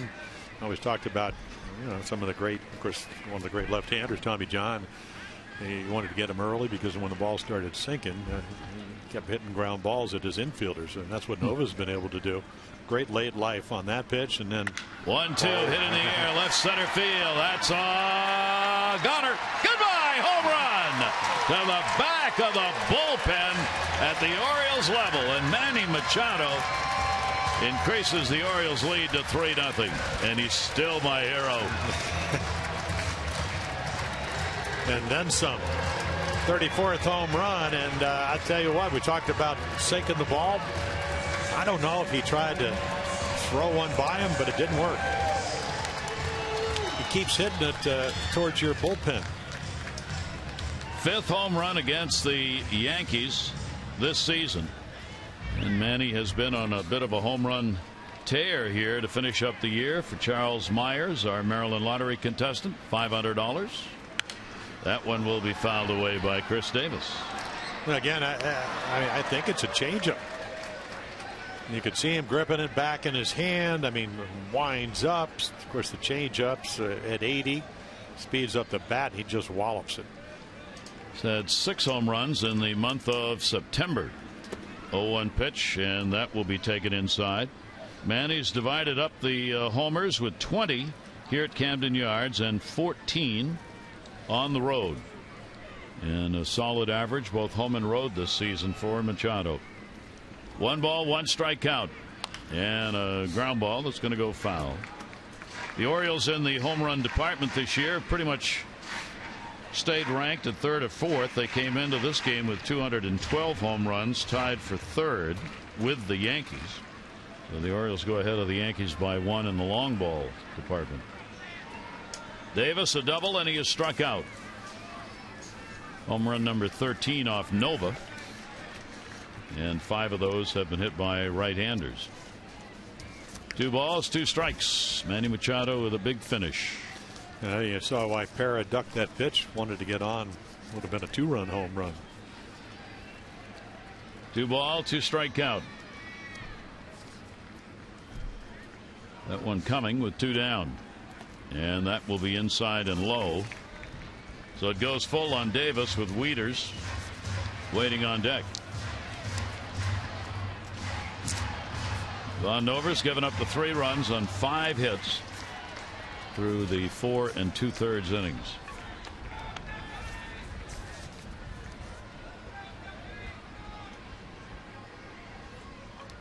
Three-two pitch. Davis will take it inside. That's the 3rd walk Nover's surrendered. Yeah, and then he gets to his nemesis, Matt Wieters. He's already walked twice by doing that. Threw him 1 fastball to Chris Davis. That was almost a home run. Says, I'm not doing that anymore. And then doesn't get the curveball over, so Wieters does have a chance to hit. So Matt coming up with the 2 walks he's had in the game. He's 11 for 34. That's where that 324 average against Nova comes from. And 4 of the hits have been home runs. Wieters the other way. There's a base hit by being smart. He just went where it was, and they were playing him around, and he pops it into left. Well, isn't that what hitting's supposed to be? On base percentage goes up. This is a pitcher's pitch. Watch this ball run away. There's your 2-seamer down and away. Ivan Nova threw this a well-intentioned pitch, but it becomes a base hit because of the approach. As simple as that. I mean, it sounds like, you know, hitting is so complex. It's not easy, but that looked pretty easy, didn't it? He said if he pitches him away, I'll take him that way. You got to be willing, right? You got to be willing to do it. If you try and pull that ball, and and again, if you're standing 60 feet 6 inches, you know how frustrating that is. I just made a good pitch, and he's standing down at first. Yep.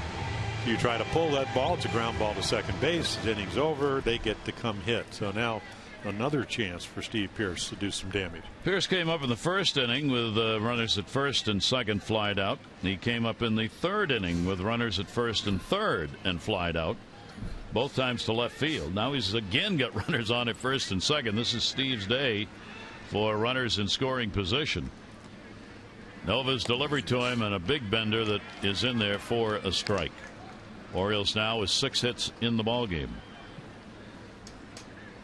Steve trying to increase this 3-0 lead. The Yankees have got to win to clinch that home spot for the wild card game, or Houston's got to lose tonight. The Yankees' great hope was to be able to get it done themselves this afternoon, not have to worry about the second game of the doubleheader. Right now, well, they got outplayed by the Red Sox 3 out of 4. The bullpen and Sabathia was able to win 4-1 on Thursday to get it to where they are. 1 ball, 1 strike count. Down to third and foul. Yeah, Pearce, another one of the potential free agents. It'll be an interesting decision. Steve had such a tremendous year last year, had hoped to come back and build on that. It has not been the year he would like to have had. But 1 ball, 2 strike count. But again, he's going to end up, RBI. I mean, he got 15 home runs. He can hit the ball out of the ballpark. 1-2 down to third. That's a foul ball. The other thing is he can, again, you're always looking for players that can play other positions. And you get the feeling, we've seen him play left when Stope was down with a knee problem. He played second base. He played first base. He's a real good first baseman. You get the idea that if you needed a catcher, he'd go, I'll do it. And based on the numbers this year, he's an upside player, I would think. Yeah. Well, you know what you're going to get. You're going to get a guy that's prepared, and could he have a better year? Yeah, average was. That's what he did last year at 291. 1-2 and a check swing, and he went around. Home plate umpire made the call. So Pearce is retired, 4th strikeout for Nova. Orioles get a run on 2 hits. Manny Machado delivering his 34th home run of the season and increasing the Orioles lead to 3-0.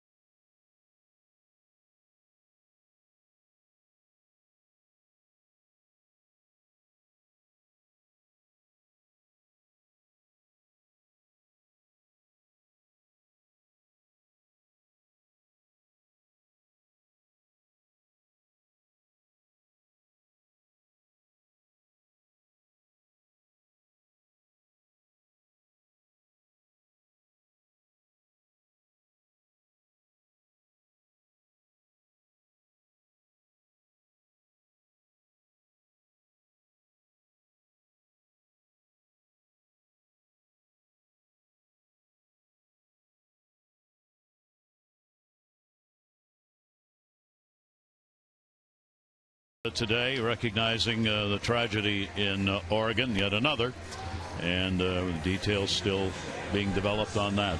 Here the Orioles play the day-night doubleheader.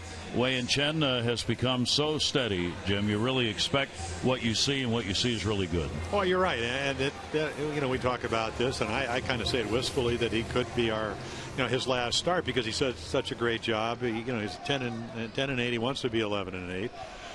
It's also the Yankees. You talked about something in the opening. They can't get over 500, but the Orioles still in this weekend can get to 500, and it starts today. If you don't win this game, obviously you can't end up 81-81. Well, the one thing I think that the Orioles have been able to establish since 2012 is that they're going to, be a team that can win as many as they lose after going 14 straight years. So maybe it's going to have to be a stretch. And the other thing is, you went probably, about 15, 16 years where you never could win the series. If they win all three, number one, they will end up 10-9 against the Yankees. They will also put some pressure on the Yankees. Oh, will they ever? Would love to do that.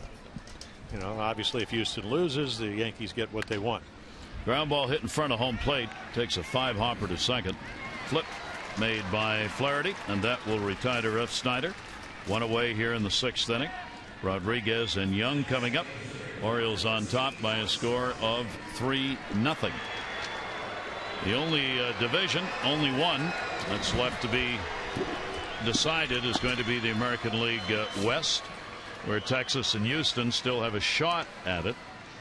And Houston, of course, more likely to go as the wild card against the Yankees as it stands right now. But Angels only a game out, and the Twins are 2 games out for the second wild card spot.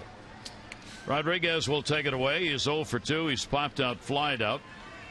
Rodriguez playing that DH role all season long. As a result, he's up there as the leader in most of the DH offensive numbers. Aren't a lot who play DH every game anymore, but A-Rod is one of those. 1 ball, 1 strike count. Chen's delivery to him, and that will be fouled off. Well, they are up almost a run a game compared to last year when they won 84 games, and he's a big part of it. Mark Teixeira at the bone bruise, eventually the broken shin, fouling the ball off. He hit over 30 home runs, also a plus defender, Gold Glover at first. So, and gone. Yeah. 1-2 delivery. There's a major league pop-up, third base side. Another great pitch by Chen. Manny Machado in fair territory will put it away. 2 down. Help Maryland Governor Larry Hogan and the Orioles in their fight against pediatric cancer and save 50% on tickets to remaining games. Go to Orioles.com/charity. You can help raise funds and make a difference. Again, contributions at Orioles.com/charity. When you do so, you get 50% off tickets for tonight and tomorrow's game. Young has tripled and reached on an error. 2 down, nobody on. Chen working efficiently here in the ball game. Pitch number 81, 2 down in the 6th inning. 3.35 ERA for Wayan, 8th best in the American League starting this Saturday of baseball. And a 1-0 count. Chen with a 1-1 mark against the Yankees this year, 3-5 lifetime against New York. And the pitch is going to be away for a ball. 3-0. Right now, Chen pretty much dominating the game. Triple by Young, singles by Gardner and Ryan. Yep. That got him. He'll go down to first base, ball 4. Well, you figure I'll take my chance. I don't think you ever want to walk somebody with a 3-0 lead, but you got to make your pitches, and then you get a couple pitches into the count, and you go, okay, now we're back to where we were the first time. He's going to get what he wants to look for, so I'll take my chances with Headley. Second walk surrendered by Chen. That's above his 1.9 walks per 9 innings. And the pitch is there for a strike. Headley, he drew a walk in the 4th inning and has popped out. Yankees have had their chances. They have left 4 on base, but have gone 0 for 6 with runners in scoring position in the game. 0-1 delivery in the air, right side, and into the seat. Souvenir. Well, the amazing thing about Wei and Chen, when I always pitch, I was lucky enough to pitch with great fellow pitchers, starters, even guys at the back end of the bullpen. Consistency. If you look, this is his 31st start. I can circle 4 circles where he's given up more than 3 runs, and in this day and age, yeah, that is pretty special. And So he gives you a chance to win. He holds runners. We can go right down just the litany of what you want. And again, a great acquisition for the Orioles. And Dave Wallace looking on, Oriole pitching coach, along with Dom Chidi. Certainly aware of that. A lot of stories out about Dave Wallace. A lot of clubs want to know, is Wallace coming back? A lot of teams would like to have him either as a pitching coach, a bench coach, or even a front office personnel where he has been before. Oh, he's been an interim GM. He's been a farm director. And the Orioles have made no announcements on their coaches. Wow. Stroke that one in the air. The wind is blowing in, and it'll hold it up. And back on the warning track, Reimold is able to haul it in. Headley a long fly ball out, but it's an out. No runs, no hits, no errors, and one left on base in our first of the day-night doubleheader.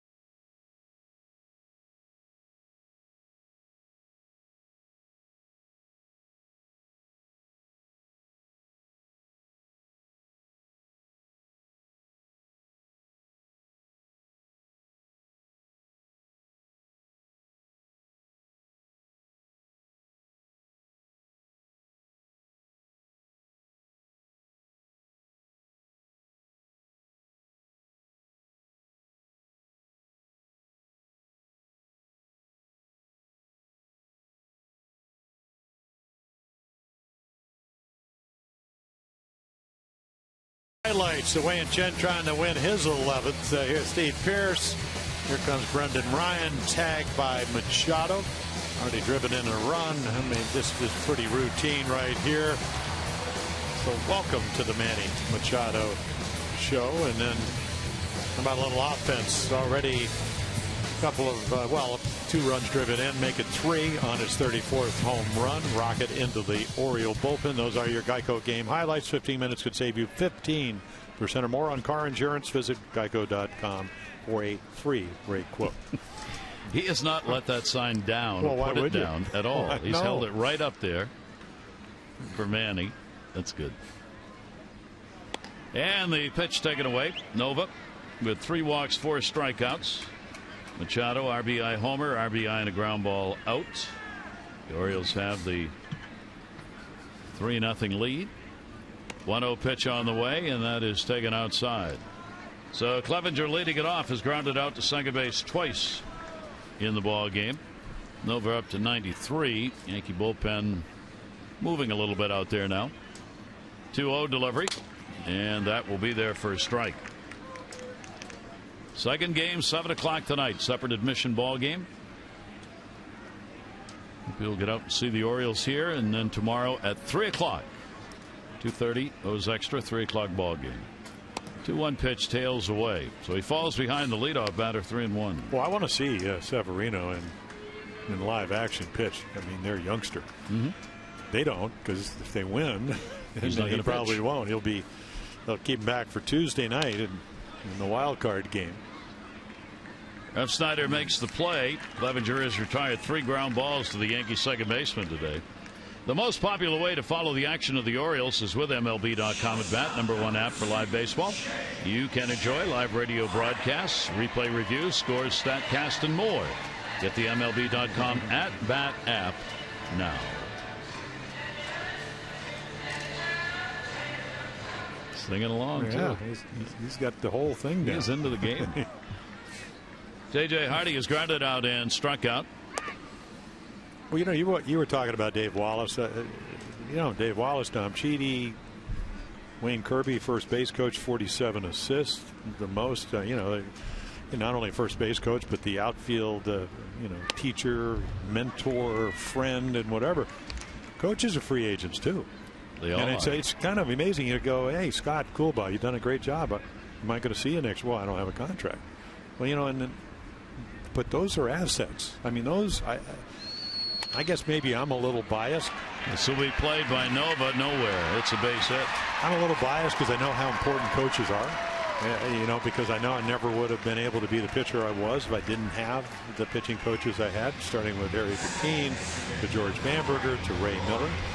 They make it easy for you. It's not an easy game, and you're going to go up and down. Stomp Sheedy, again, you talked about Wallace, same thing, farm director. So you'd like to think that these coaches would have a chance to come back, but boy, we got 2 more games. And then, it's John Russell, who's former manager, who's done a great job as the bench coach, catching coordinator. There are inquiries about him too. Yeah. Down to first, backhanded Romine, nice play, relay back not in time. Nova getting over there to cover. Hardy's taken out on the Romine to Ryan, and Flaherty will reach on the fielder's choice. Yeah, Ryan trying to get somebody and did what Parra did in the first inning, wrap something in the right field, but. It's one of those games where Nova really hasn't pitched that poorly. We always talk about run support. And again, do you get runs or do you not? Certainly makes it easier. Wei and Chen started out, 1-4 when they're getting them about 3. Jason Shreve in the bullpen. Yeah. 2 down, runner on at first base. Reimold hit by a pitch, scored, singled, scored. Last time up, grounded out. 2 down, runner on at first base. Nova's delivery. Well, Buck Showalter said about 3 weeks ago when asked about the coaches and their renewal, will there be any changes? No. Didn't say they were under contract for another year, but no, don't expect any changes. Today, I thought backed off a little bit and said, well, we're just going to have to wait and see what happens, what transpires in the offseason. Don't know what that means. But the coaches have not been renewed. Well, Bobby Dickerson, again, your infielder guy. You think Manny Machado would be the third baseman if he didn't have Bobby as your infield coordinator in the minor leagues, and then the continued work. So it's just, again, I look at coaches as major assets of your organization. If you got good coaches, you'll want to keep them. Yep. And, it's a lot easier to keep coaches if they feel like they're wanted than it is players. Because players are going for the top dollar. I mean, that's just the way it is.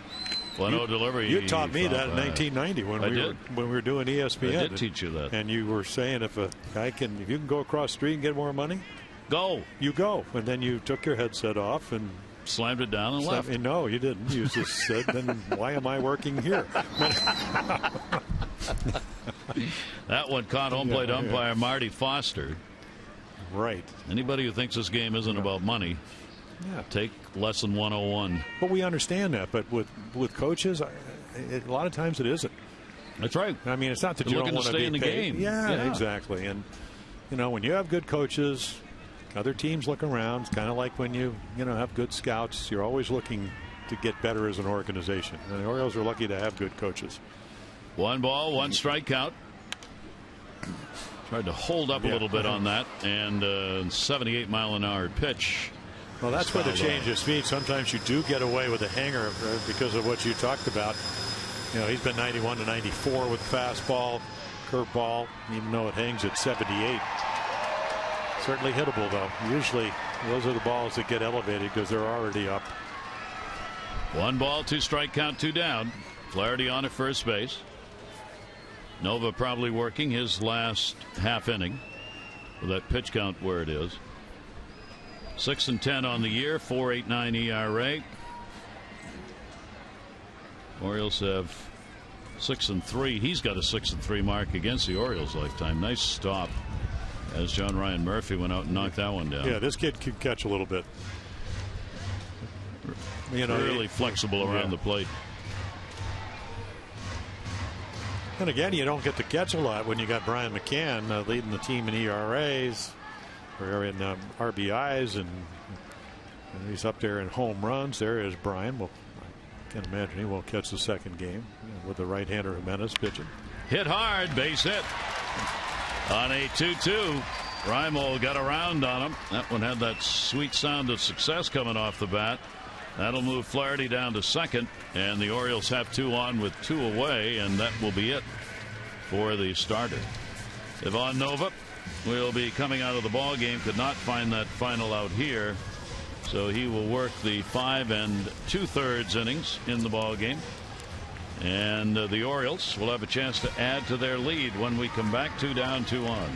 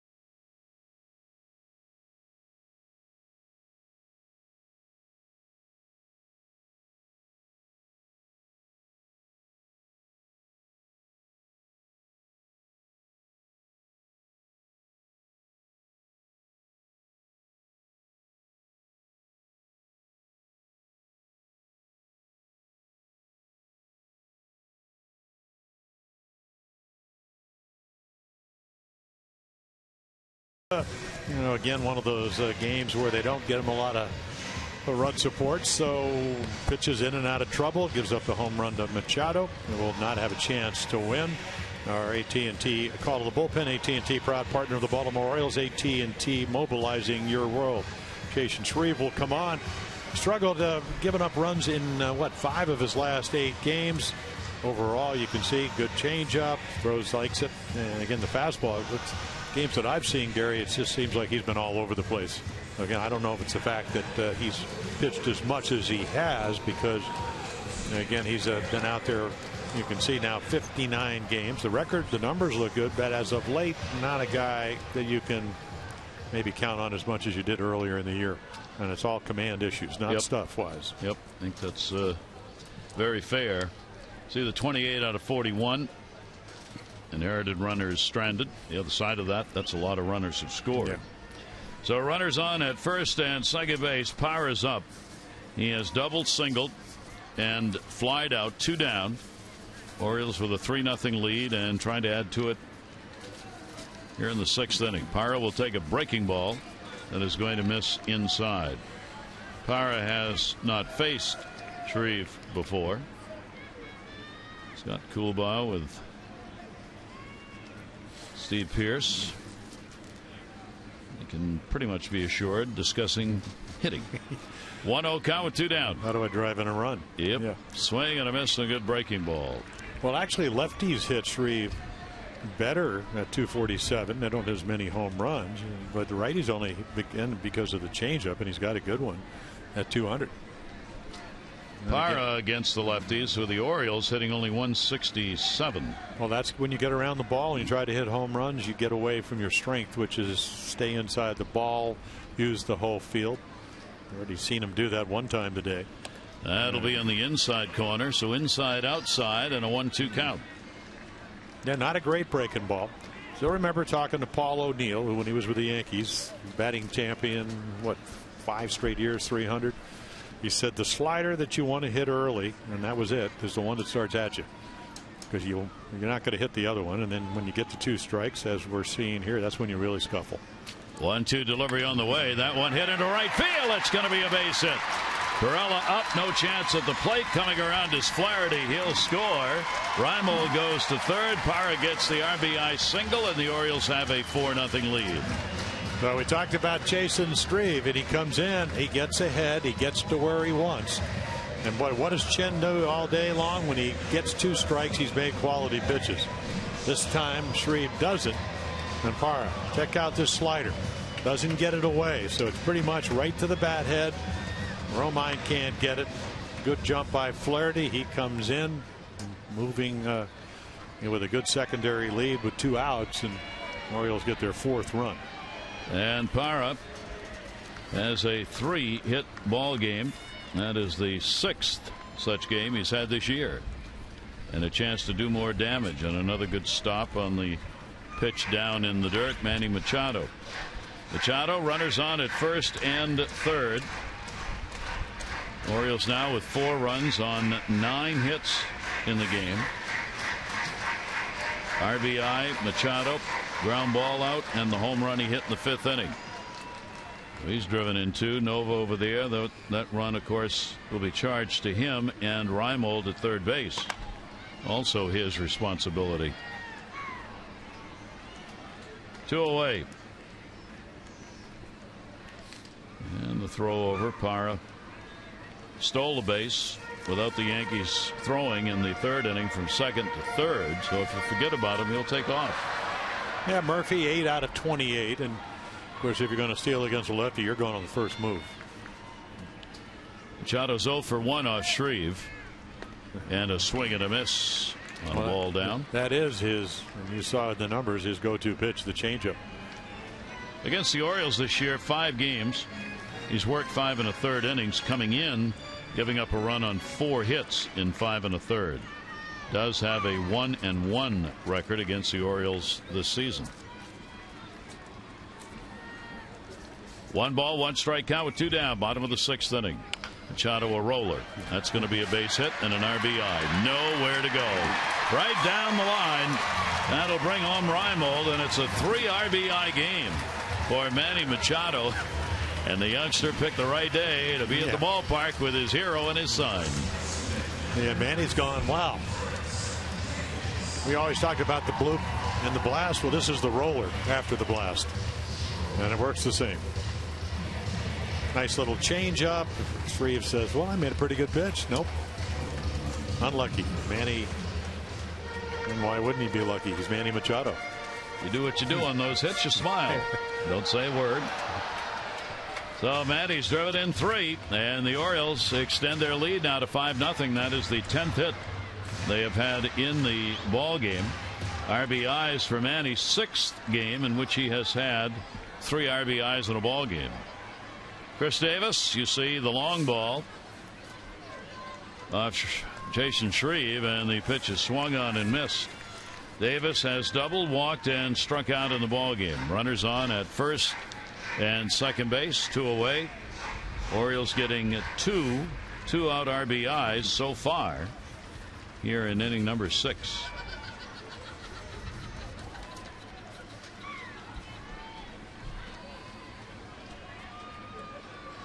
Parra, the lead runner. They both go. Ball drilled in the air. Left center field. Gardner not going to get it. Drops it. 1 run will score. It'll be a base hit and an RBI. Parra scores. Machado stops at third. Davis has got a base hit and a run driven in. Well, there's the kind of we talked about a bloop and a blast, a roller and a blast. Well, right here, this ball gets up on his fist. And again, Gardner playing deep as he should. And because of that, this ball is going to fall. Certainly comes and tries to get it. But you could see him a couple steps to right center. Ball tailing away. No chance of catching it. So Chris Davis comes through, and the problems that have plagued Jason Shreve second half of the season continue here in this ball game. For Davis, that'll be RBI number 113 for Chris. And the Orioles pumping out some 2-out RBIs. That ties Chris with Jose Bautista for second in RBIs behind Donaldson by 10. Well, it's the ability to put the ball in play. I mean, a higher average against lefties and righties this year. And here is Wieters. Matt's been on all 3 times. 2 walks, a base hit. That's going to get away, and a run will score. Manny Machado crosses easily, and the Orioles right now putting it to the Yankees as they lead it 7-0. Larry Rothschild, the pitching coach for the Yankees, another changeup. It's going to bounce way out in front of home plate. Murphy tries to get the body in front.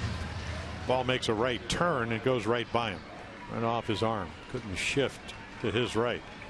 And Wieters, he's waving him in, not even looking. Didn't have to worry about that one. No. Still a runner in scoring position now for Matt, and the pitch will miss inside for a ball. So the count goes to 2-0. Orioles 7 runs, 11 hits in the day game of our day-night doubleheader. And a 2-0 count. Orioles, unlike so many games, they are adding runs in different innings. So often here, especially in the second half, we have seen the Orioles have 1, maybe 2 innings where they score. Nick Goody in the bullpen. Not in this ball game. They've had a run in the first. They got a run in the third. They added another in the fifth. And here in the 6th inning, they have put up 4. 2 ball, 1 strike count with 2 down. Runner off second. Wieters takes, trying to work him inside. But Shreve can't find that corner, and the count goes to 3-1. Well, like we said, he's never been a command guy. He has never, coming over from the Atlanta organization, Manny Buenos and also David Carpenter came on for a little while. But he's always been a bullpen guy. So he's pretty much relied on the changeup, and today they're hitting it. And you can see fastball not even close to the strike zone. Matt Wieters came in with 17 walks in half a season played. Wieters has drawn 3 walks in this ball game. 3 of the 4 the Orioles have picked up, and he's all smiles watching his on-base percentage go up. Runners at first and second, and that will bring Pierce to the plate. Jason Shreve has given up single, and a walk. Coming in with 2 down. 2 of the runs in the inning have been charged to him. Pierce, the 9th Oriole to hit, and the pitch down low for a ball. Nova charged with 5 runs on 8 hits over 5 2/3 innings. There is Ivan Nova. Could face his 11th loss. And the other thing about Chase and Shreve, James Pazos is another lefty they have up. They're going to have to make some roster decisions, and who's going to be. And again, it may only be 1 game if they don't win that wild card, but they certainly can't afford to have somebody struggling in the pen. No, and Shreve is not likely to be there. Foul back. And again, he's almost in 60 games. And the numbers are good, but lately. And of course, this is one of those, especially when you're going in the postseason, what have you done for me lately games? Yep. 1 ball, 1 strike count, 2 down. Davis off second base. Matt Wieters off first. 1-1 with 2 away. Shreve's pitch, and that one's going to miss. And the count will go to 2 balls and 1 strike. So the struggle goes on for Shreve, just trying to get that final out as Girardi's trying not to have to make another change here in the middle of an inning. Yankees bullpen is ranked 6th. There's Wei-Yin Chen, the starter, benefiting from all this. Bullpen for the Yankees 6th in ERA. Coming in, they've given up the 3rd fewest hits per 9 innings of any bullpen in the American League. But Shreve's not helping that number. And a timeout asked for by Pierce. Well, their pitcher with the most wins is Nathan Eovaldi, who came over from the Marlins, and he's had elbow problems. He may be a guy that's going to end up in the bullpen, especially if they get into the division series by winning the wild card game. He cannot find that inside corner strike against the right-handed hitters, and a 3 ball, 1 strike count. Well, when you get tension, and I've been there where you're struggling, and when I had the arm problems, you try to overthrow things. He's one of these guys that falls to the right, so it's very hard to locate your arm side of the plate. That's why he's pulling everything in, and then the tension the grip maybe tightens a little bit. Pierce waiting, 3-1 delivery to him. He laces it foul. So a full count, 3-2. And you get into those counts where you're not going to make a good living, and that's the 3-1 fastballs to fastball hitters like Steve Pearce. A little bit lucky that he pulled it foul. Orioles are 3 for 9 with runners in scoring position in the ball game. Pearce has got another chance at it. Every time Steve has been up, he has had 2 runners on base. Flied out twice and struck out. He would like a little redemption right here. 3-2, runners will be going, Davis and Wieters. And Pearce will pop it up. Second base. Ref Snyder, with the wind blowing it that way, follows it and makes the catch. The Orioles, though, have a big 4 runs, 6th inning, and going to the 7th, they extend it to 7-zip.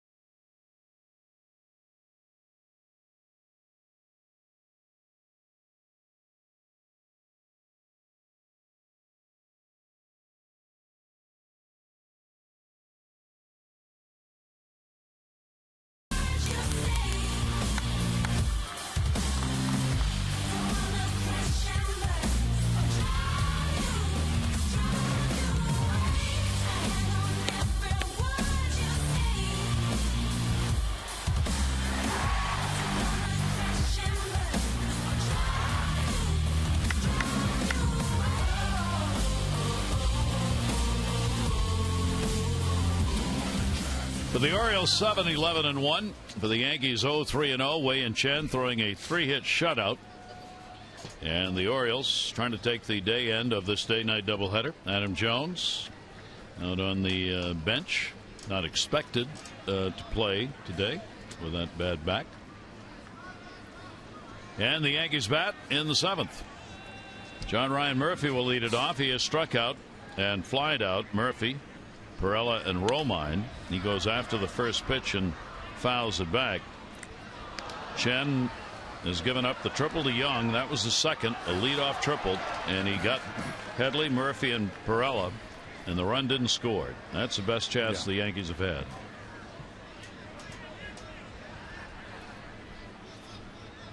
Oh-1 delivery, breaking ball up high.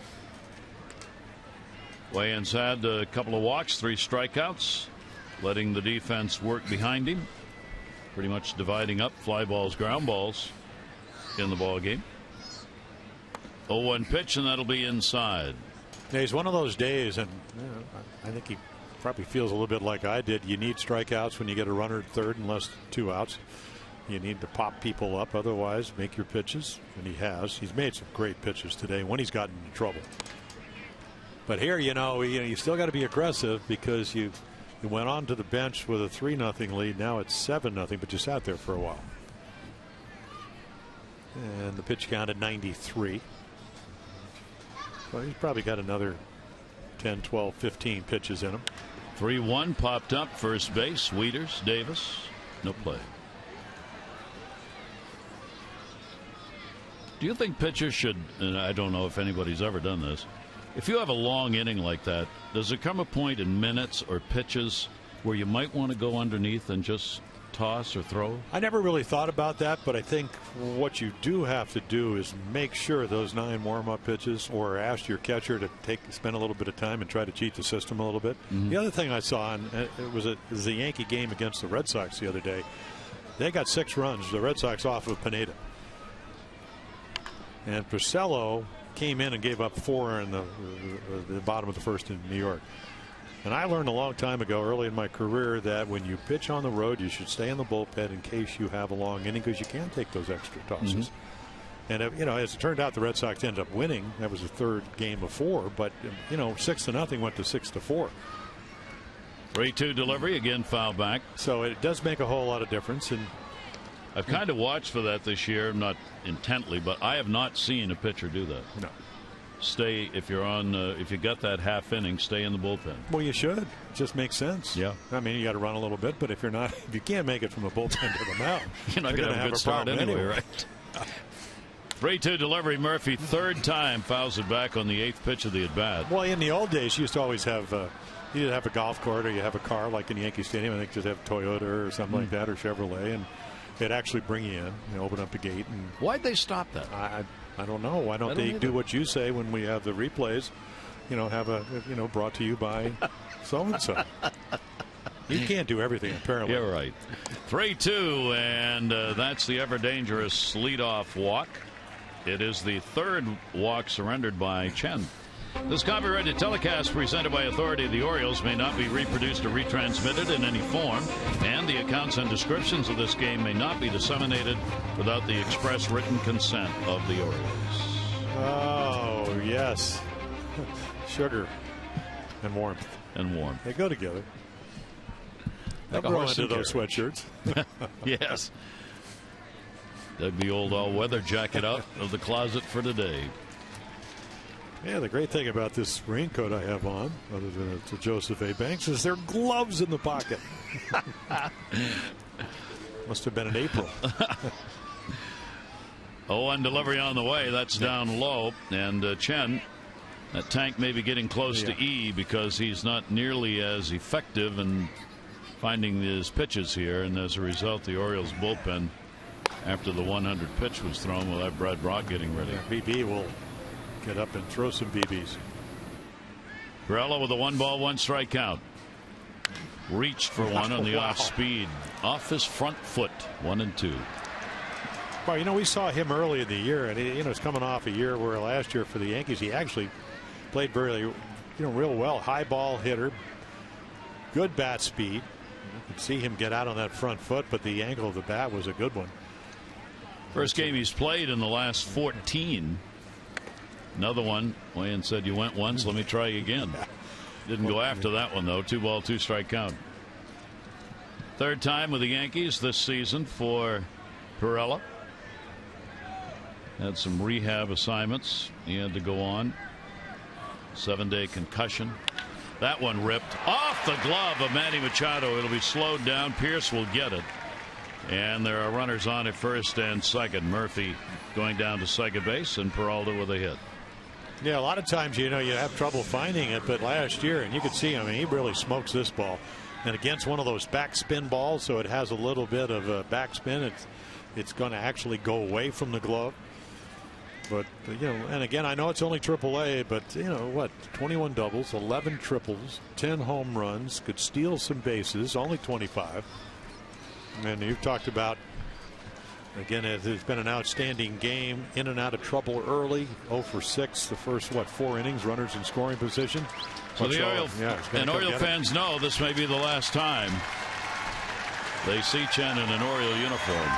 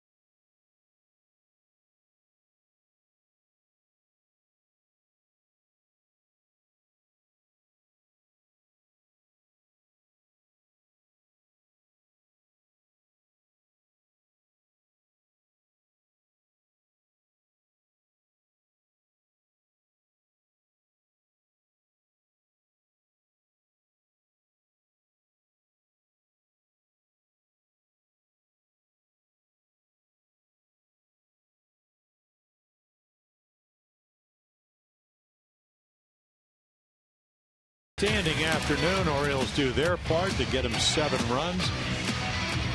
Right there, nice pitch to Ryan. Gardner down on strikes. Not a lot of strikeouts, but a lot of really well located pitches. Again, keeps the ball in the ballpark. 103 pitches, as you can see, and then again uses the breaking ball and then maybe a few more changeups. So a chance to win as Brad Brock will come on. Again, another outstanding year.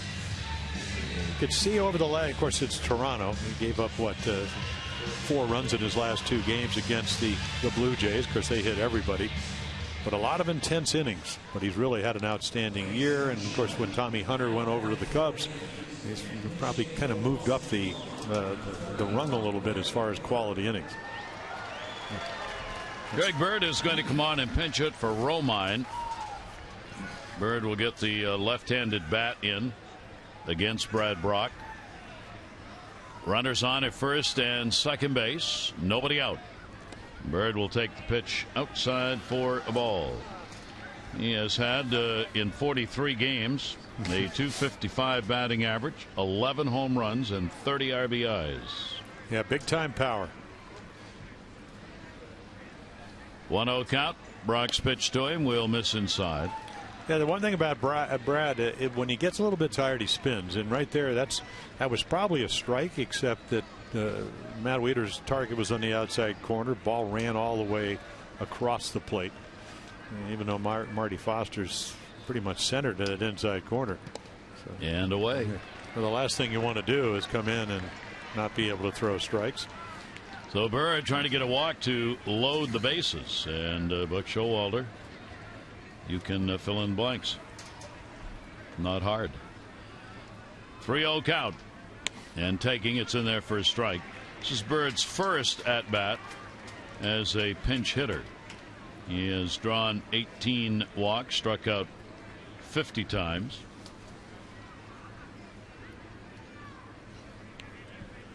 Three ball, 1 strike count. Bird will take, and they're loaded.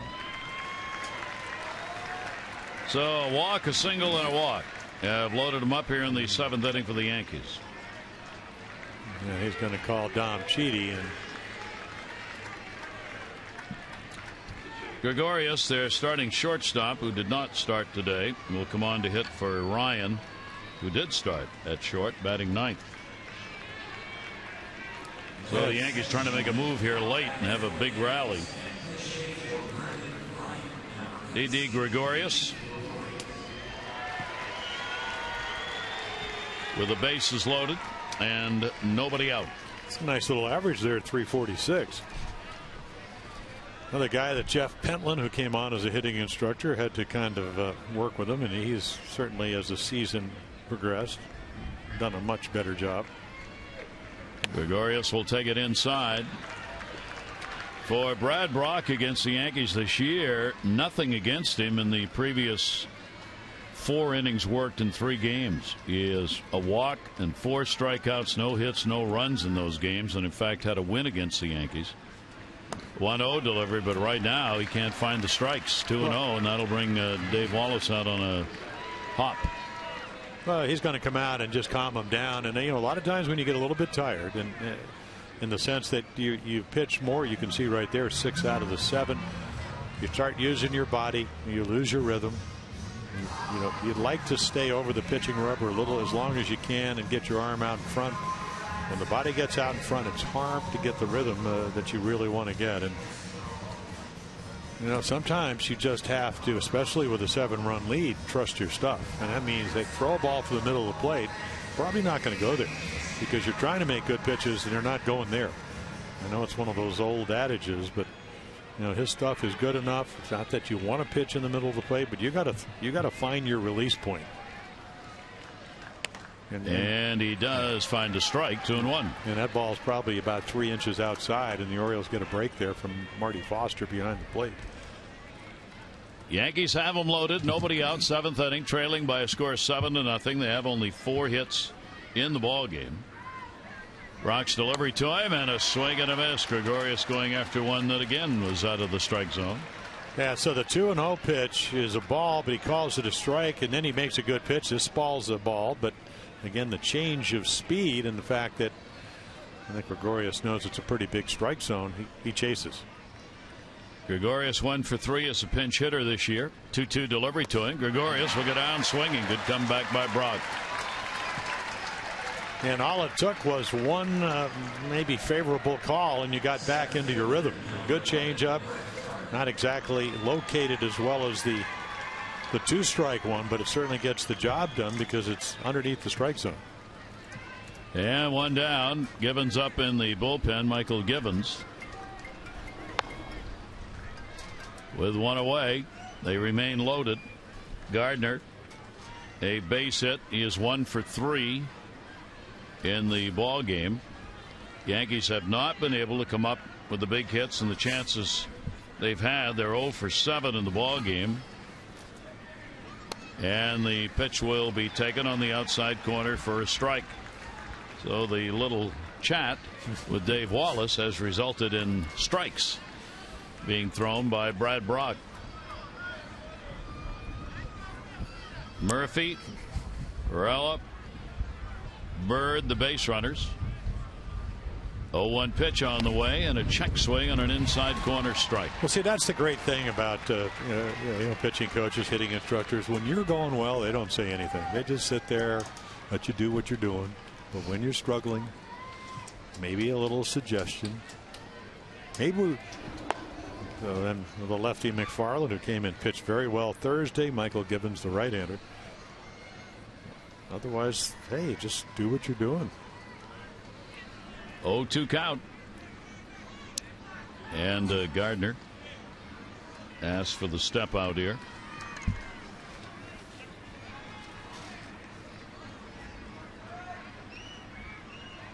Gardner's faced Brad Brock only once, 0 for 1 in his career. 0-2 pitch on the way, and that'll be way up high. It's one to look at right there, 1-2. And again, remember the strikeouts, 132 of them, and this is the kind of count. He's got the changeup is probably his best strikeout pitch. So with this count, even though the bases are loaded, you can throw it out of the zone. Gardner, because of his speed, is tough to double up. You certainly can go hunt a strikeout with this count. 1-2 pitch to him inside. Ball gets away. Runners stay. Just trickles outside the dirt area behind home plate. Wieder's able to recover it. And the count 2-2 on Gardner. Gardner, pretty good season. Runners in scoring position wise, hitting .292. 30 points higher than his overall batting average. Oriole outfield drawn in all the way around. They're trying to prevent Gardner from plunking one in front, giving him some room over the top. 2-2 delivery on the way, and that's outside, way outside, and it's 3-2. Yeah, the 0-2 fastball wasn't anywhere close. Then they came back with a slider, the first one he's thrown, and then all of a sudden he throws him a changeup to go full again. Murphy, Perella, and Bird. 3-2, 1 out.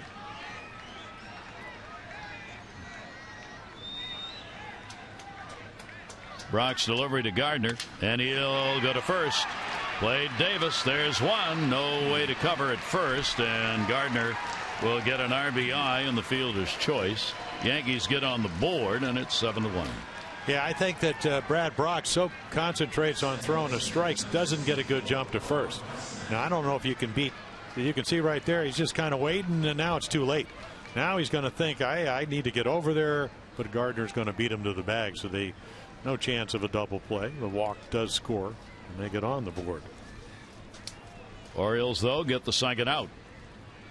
And there are runners at first and third. Perella goes over to third base. Gardner on at first. That run will be charged to Chen, who's also responsible for the runner at third base.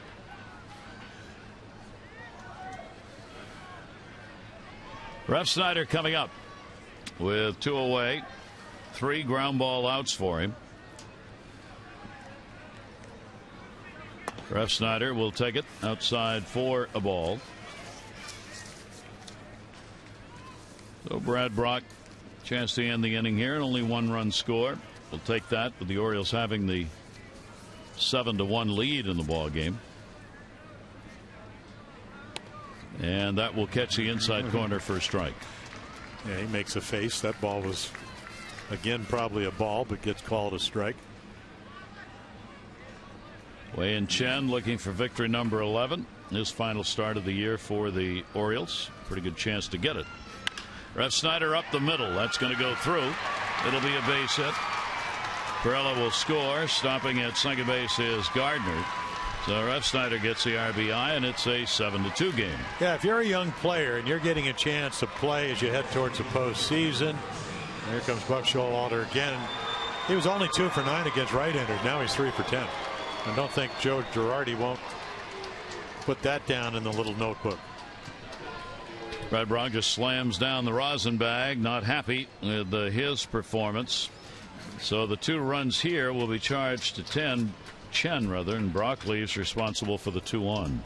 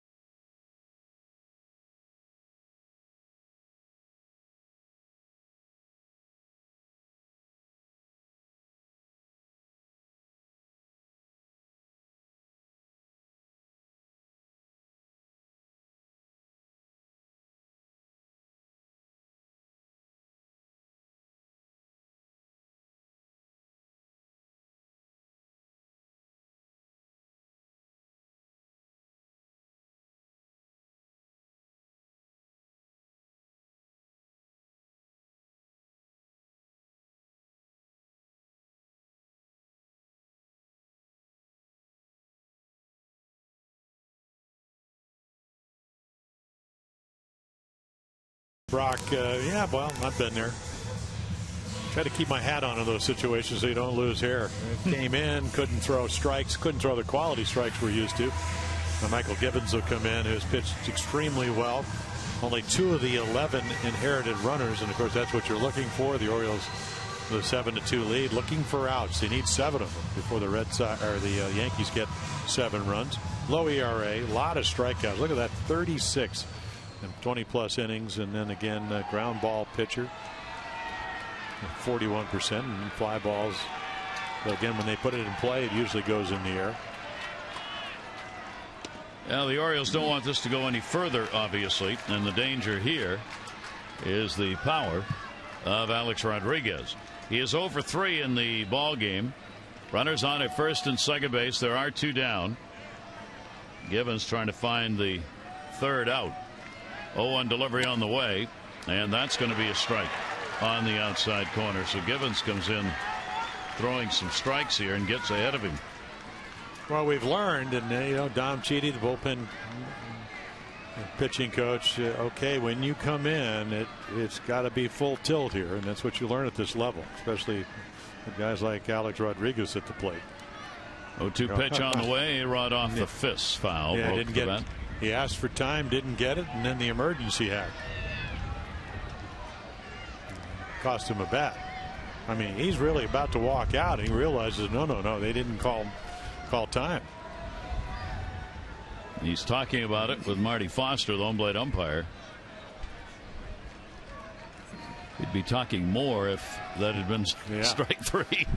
Or if it had been a low and away slider. It was a fastball that actually kind of went where he backed out of. Yeah. So Rodriguez with an 0-2 count, 2 down. Yankees have 2 runs in here in the 7th inning. Runners are first and second, and that pitch is going to be way outside for a ball. Yeah, I think making sure they're on the right page as far as what the sequence of signs are. Runner at second. Brad Brock, 2/3 of an inning, responsible for the 2 on base right now. Chen's final line: 2 runs, 4 hits, 6+. He walked 3, struck out 3, and did more than his part in giving the Orioles the opportunity for a W. 1-2 delivery by Givens. A-Rod outside. We're talking about Rodriguez as a DH coming into today. He is tied for first in home runs in DHs, and he is third in DH RBIs. 2-2. He took it. Tough take. 3-2. Yeah, you talk to a lot of hitters when you get hard throwers, and Michael Givens is one of them. And I think we've seen it with Alex Rodriguez, great high ball hitter. You don't have to overswing because the ball gets there in a hurry. And what you have to do is be able to make sure that you have a short, quick stroke. Runners go, and he gets him. Rodriguez goes down swinging, 2 runs in. They do it on a couple of walks, couple of hits, and leave 2 on.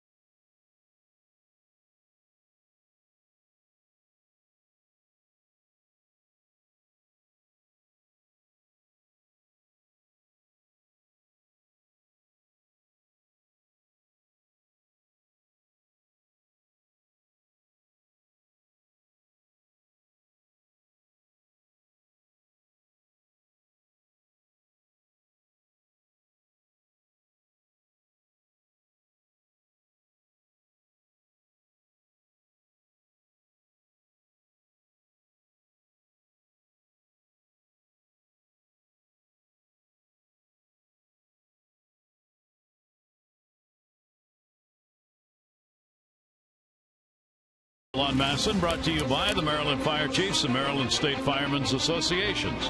Email mdfirevolunteer@gmail.com to volunteer with your local fire, rescue, and EMS. Gary Thorne, Jim Palmer in our day portion of the day-night doubleheader. Orioles have the 7-2 lead. 7th inning stretch time into the bullpen. Yeah, Nick Goody comes up. 5th time he's been up with the Yankees this year. Started at AA Trenton and then to Scranton. Again, you can see fastball, breaking ball pitcher. Done a nice job. Not a lot of innings at 4 2/3 innings. And then, again, they want to keep it where it is. And you never know. They need to win. And they're down by 5. Only thing at stake here this weekend for these two. Des Gregorius, who's come on to play it short, and Bird will play it first. What's at stake here for the Orioles, trying to stay out of last place, and for the Yankees trying to secure home field for the wild card game. A Yankee win and or a Houston loss, and the Yankees will have that home field for that game. Houston, however, does not play until later tonight in Arizona. Steve Clevenger up. Goody's delivery to him off the fist and foul back. Clevenger has grounded out 3 times to the second baseman, Reeve Snyder, in the ball game. Yeah, Nick Goody must have been a teammate of Kevin Gausman. He comes out of LSU, played there 1 year.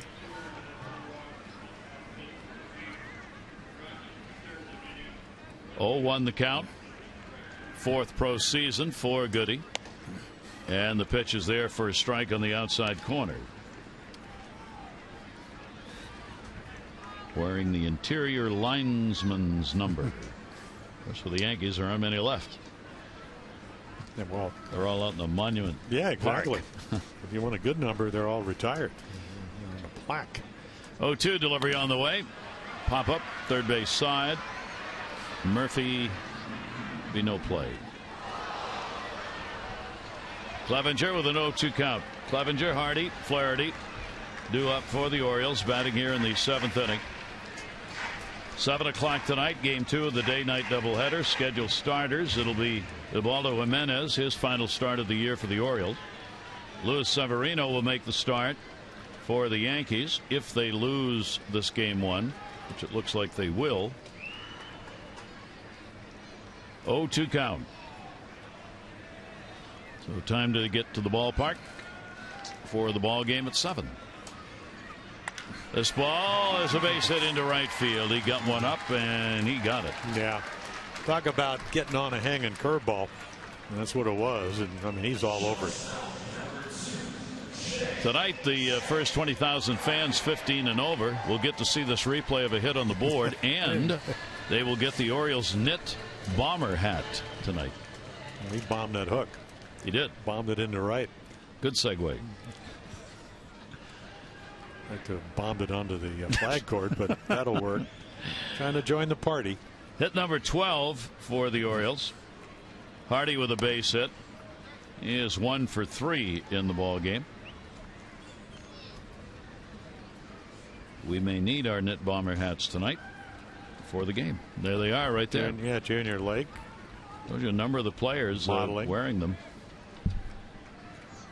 Here's the 1-0 pitch, and that'll be on the outside corner for a strike. Yeah, so Goody around 90 miles per hour with that fastball, and can be effective if he stays right on the corner, and that's where that one was. Good numbers, both AA and AAA.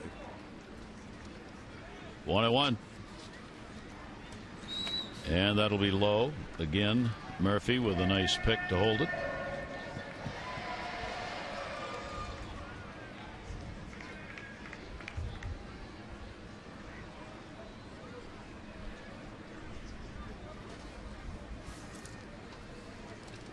Two and one. Clevenger at first base. Goody's delivery, and that ball in the air. Another one that hung up. Young will have to play it on a hop at second base. Clevenger will stop. So 2 hits off 2 pitches that were beach ball variety, and the Orioles jumped on him. Are you calling his fastball a beach ball? Only on those pitches. Only on those pitches right there. Yeah, I mean, he tries to go a little bit. We talked about he's going to be out, stay out of the middle of the plate. Well, that wasn't out of the middle of the plate. He got to stay down. That wasn't down. And so we've seen a hanging curveball and a fastball that stayed up, hit for singles. So the Orioles get another shot at it. That's 13 hits in the game. Murphy's going out to have a word with Nick Goody. Yeah, Ryan Flaherty. Ryan Flaherty. Now you get to see Goody's stuff on a couple of occasions. You know he's not going to throw it by you.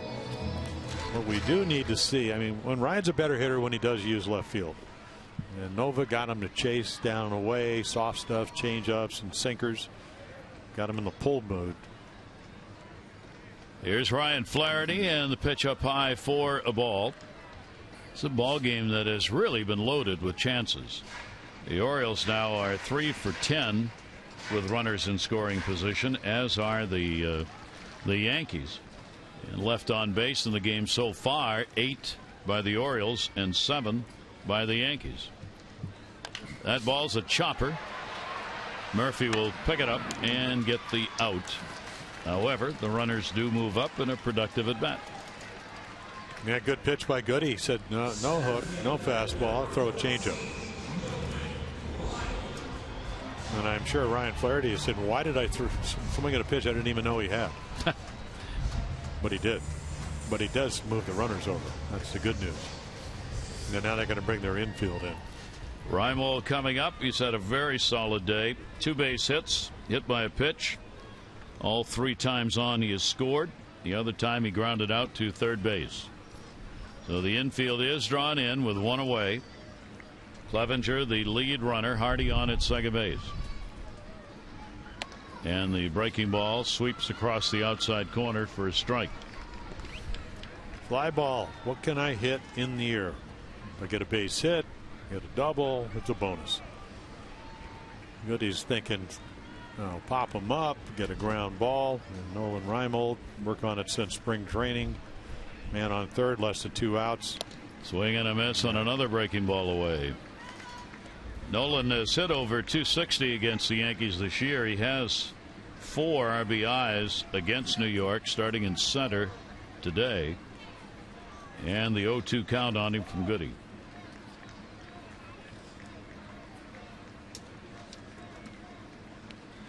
Infield stays in. Pitch, same pitch. This one he doesn't go after. 1-2.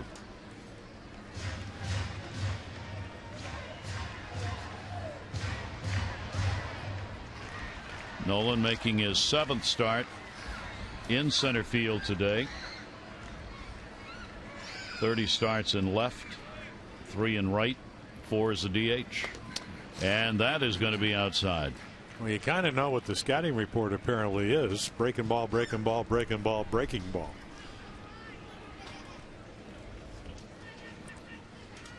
Two ball, 2 strike count. 7-2 lead. Ground ball. Clevenger probably would not go on contact here. The infield's in right on the cut of the grass. 2-2 delivery, and again the same pitch, but not even close. 3-2. I mean, you do have first base open, but it's Gerardo Parra sitting there, lefty. And then of course it was 0-2. Goody in danger of losing Reimold in this at bat.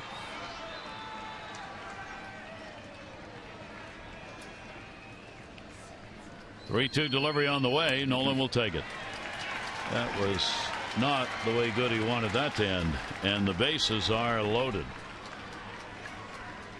Well, the Orioles are going to get a chance to add to this 7-2 lead. And Joe Girardi, yeah, former catcher's going, what was that sequence about? And Larry Rothschild says, well, I'm over here. I didn't call him. He just not any. I mean, he got 0-2 and didn't throw anything even close to being a strike. And you know, I mean, I've been out there enough. It is a breezy day, and maybe command an issue, but Orioles have a chance to expand the 7-2 lead here. So Gerardo Parra up with only 1 down, and they're going to. That's a base hit. It's going to go all the way to the wall. Perella will chase it down. Clevenger scores. Hardy scores a double. 2 RBIs. And the Orioles have a 9-2 lead, and Parra a big day. 4 hits and 3 RBIs. He comes back with a straight changeup, and Gerardo says, might have gotten Flaherty out, but not me. And of course, he does get it inside middle. This is so hittable, and he doesn't miss it. Right to the bat head. All you got to do is drop the bat. Watch him do it. And he just rips it into the corner. The irony is his first at bat for the Orioles coming over from the Brewers was a double. Almost the same pitch, almost the same spot. And that was back on August 1st. So a big day. Gerardo Parra delivers, and with the 3 RBIs, it's the 3rd time with the Orioles he's had a 3 RBI game. He has had a 4 RBI game. Hit-wise, it's his 2nd 4-hit ball game with the Orioles. And here's Manny Machado. Parra with 2 doubles, 2 singles, a run scored, 3 RBIs. Machado, the other part of the big offensive attack today. Swing and a miss. Infield stays in. Chris Martin in the Yankee bullpen. Machado's already got 3 RBIs. A home run, is 34th, and a base hit. Drove in 1 on a ground ball out, and the first Oriole run scored on a double play ground ball, for which of course he did not get an RBI. 0-1 delivery on the way. There's that pitch outside. Our Lexus Towson drive of the game. Yeah, he really smokes it. Little change up. Nova thought it was the right pitch. It was a 2-strike pitch. Home run number 34. Lexus Towson, the area's #1 volume Lexus dealer, 5 years running. See why. LexusofTowson.com. 1-1 delivery to Manny. Down the line in right field. Perella, runner tagging. Perella trying to get ready for the throw. Does. Reimold will stay. Throw all the way through in a 1-hop. So Machado's out of there, and there are 2 away. Orioles back-to-back big innings 4 runs, 5 hits in the 6th inning. They have put up a couple more here in the 7th inning so far in 3 hits. And now Chris Davis gets another chance. He had an RBI single his last time up. Yeah, double, single, walk, and a strikeout. Yeah, kind of murky. Murphy was looking over at Girardi just to see if they're going to pitch to Chris Davis. And apparently, at least initially, they are. 2 away. Davis on a big cut. That is not a foul ball. A run will score. It hit off Murphy. And Murphy's saying, wait a minute, the ball was fouled, it bounced up and hit me, and here comes Girardi. I don't think it was, though. Girardi is challenging it, or at least wants to. Yeah, I mean, this ball bounces. He doesn't even come close to hitting it. I think he hit his foot. Hit his foot, yeah.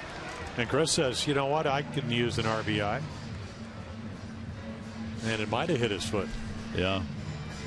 So that would put the runner back. You could see him grimace a little bit. And they will look at it. So Girardi challenging it as to whether or not there was a hit batter. I'm not sure you really wanted to pitch to him anyway. It's kind of one way to get him to first, even though it wasn't intentional.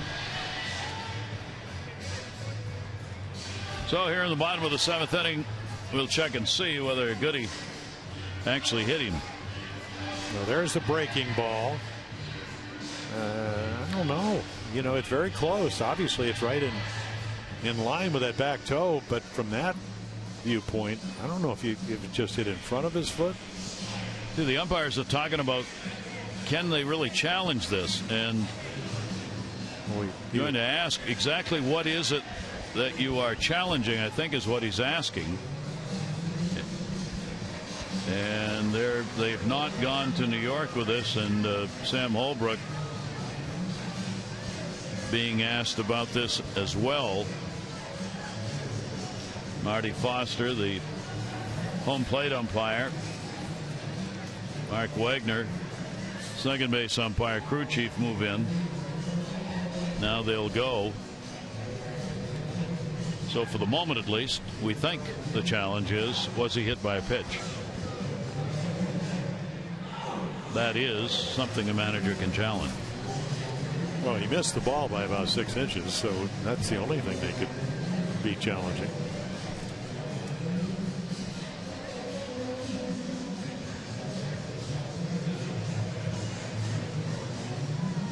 Yeah, I just don't think there's anything you can change.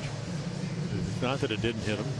It's just that unless it's definitive, you don't change a ruling on the field. But again, I thought that there's a lot of rulings shouldn't be changed and have been. It's just the nature of the replay. Well, how about the Angels? They've got a 5-2 lead over Texas, playing in the 6th inning of their ball game. He was hit by a pitch, and the runner's going to go back. What a race in the American League West. Texas a 2-game lead over Houston for the division title, and they're trailing in the ball game today, 5-2. So why is Davis still at the plate? Good question. If it hit him, he should be on it first. Are they saying foul ball? Well, he missed. I mean, he didn't even come close to hitting that ball.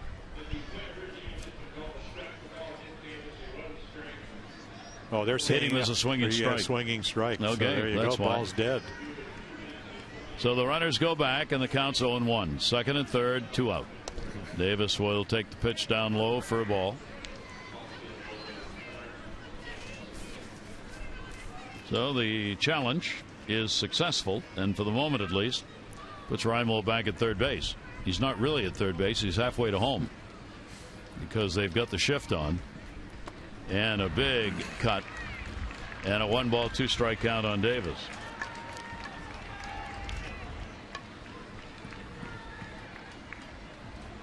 Come on, Nolan, steal home.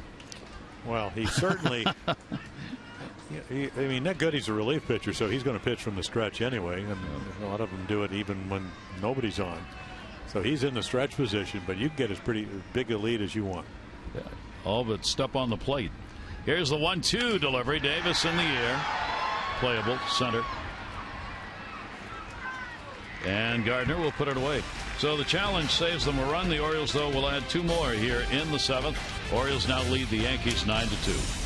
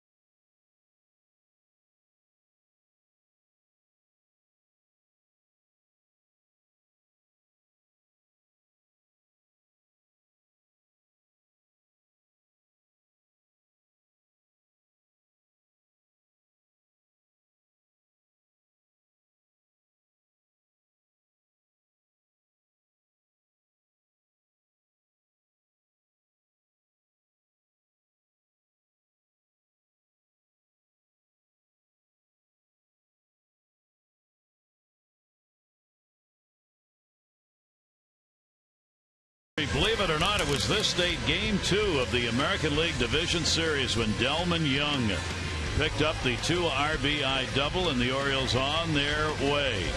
Hard to believe, isn't it? That was 2014 on this date.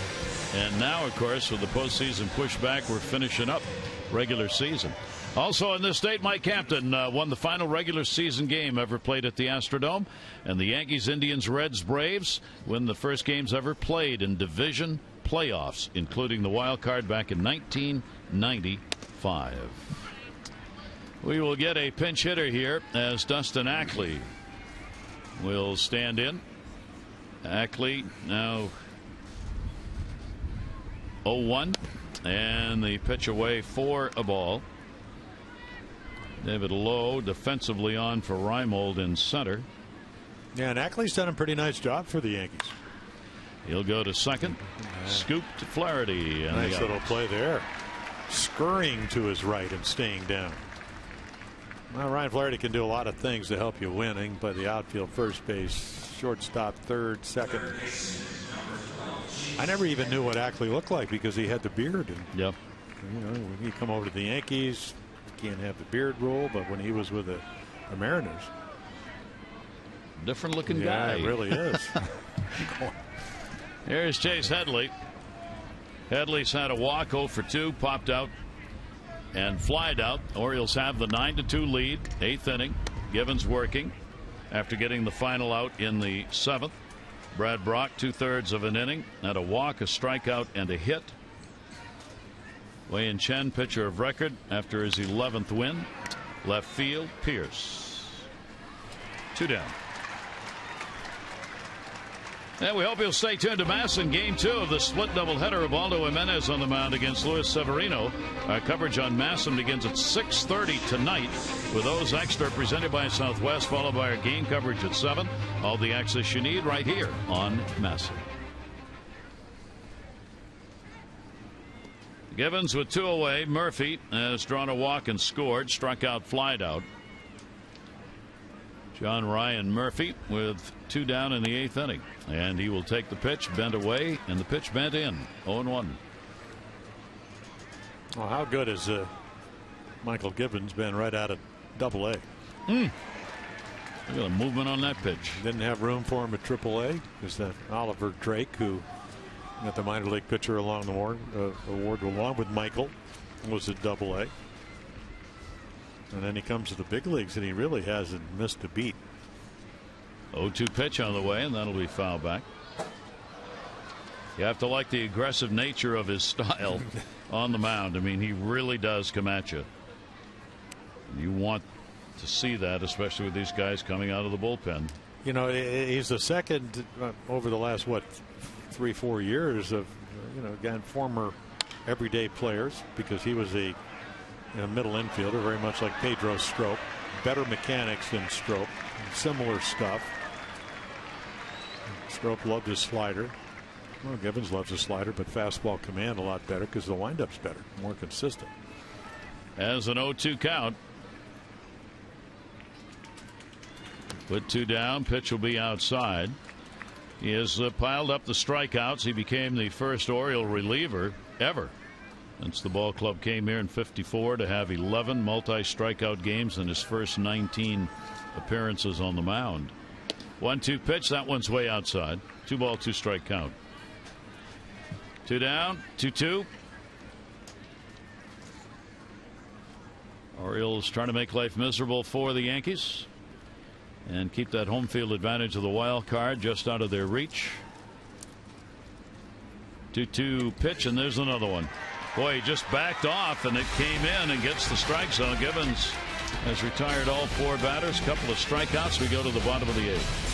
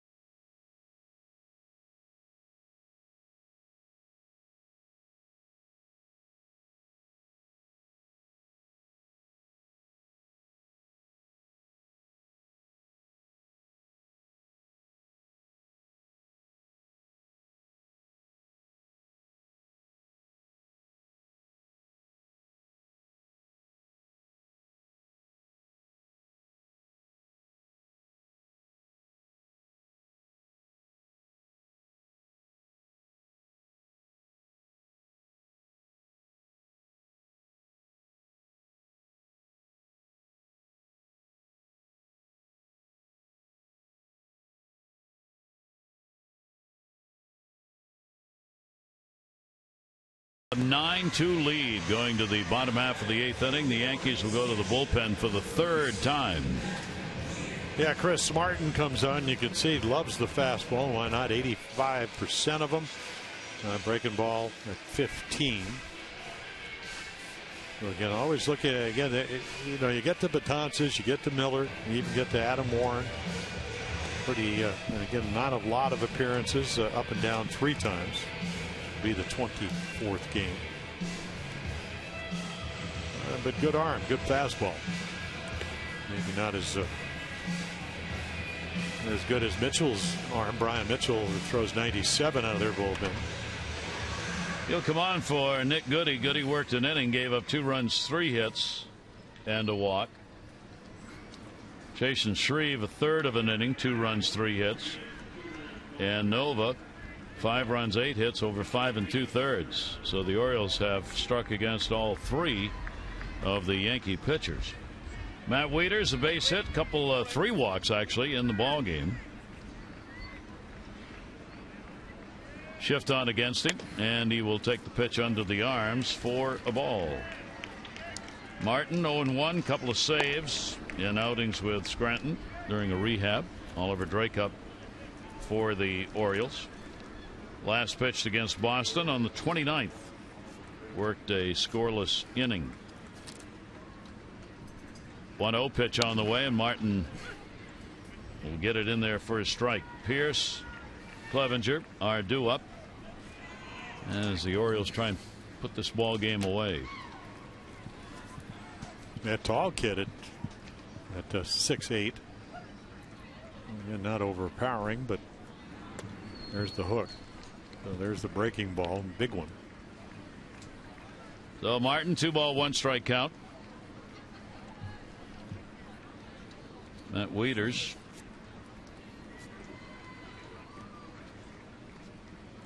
looking for fifth chance to get on base. If the 4 strikeout game is the golden sombrero, what is the 4 walk game? Ted Williams. Golden sneakers or galoshes? Don't get many of those. Well, golden arches because your feet start hurting. There you go. Just imagine catching, and then you walk 4 times. That's the other way, just foul. Or maybe. Well, that's when he's at his best. When Matt uses the whole field, and of course even right-handed, left-handed, being a switch hitter, huge advantage. Breaking ball comes towards you. Change up, screwball can maybe go the other way. So, but when he uses the whole field, just a better average hitter. And then he's typical year for him, 22 to 25, 26 home runs.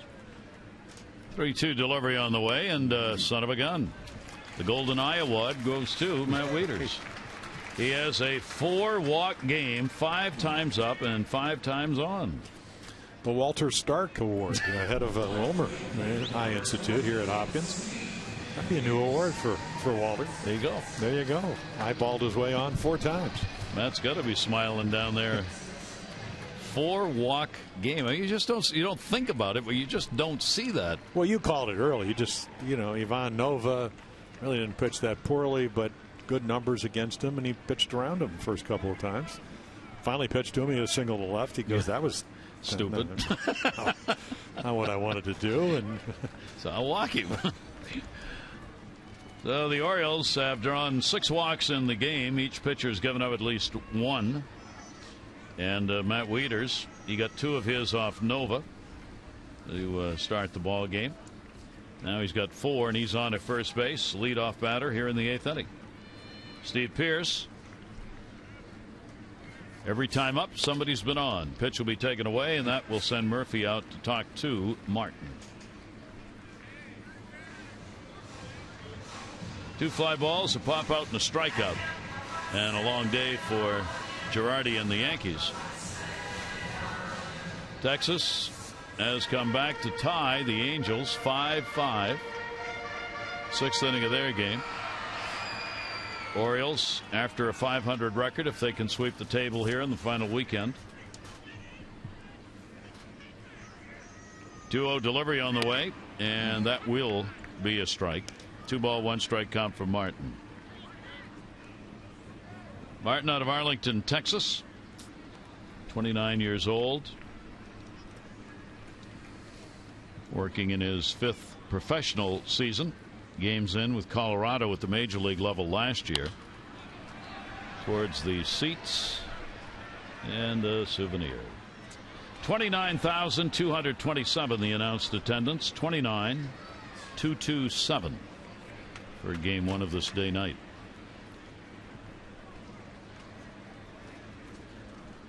2-ball, 2-strike count on Pearce.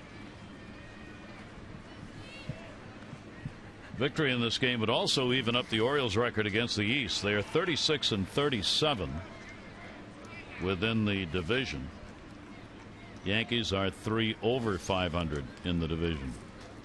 2-2 pitch on the way, and a swing and a miss as he came back inside and got him. Yeah, that was a good hook. When you're 6'8" and you get on top of it, I mean, this is a plus breaking ball. Goes straight down. 12-6. Boom.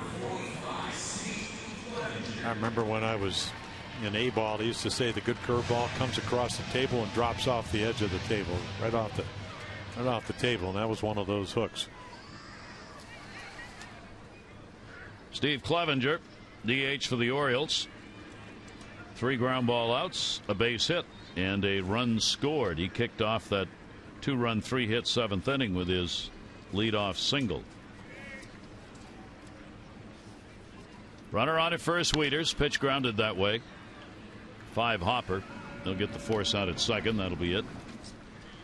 So Wieters retired on the 3-6 to Gregorius. Clevenger reaches on the fielder's choice, and there are 2 down. That'll bring up J.J. Hardy.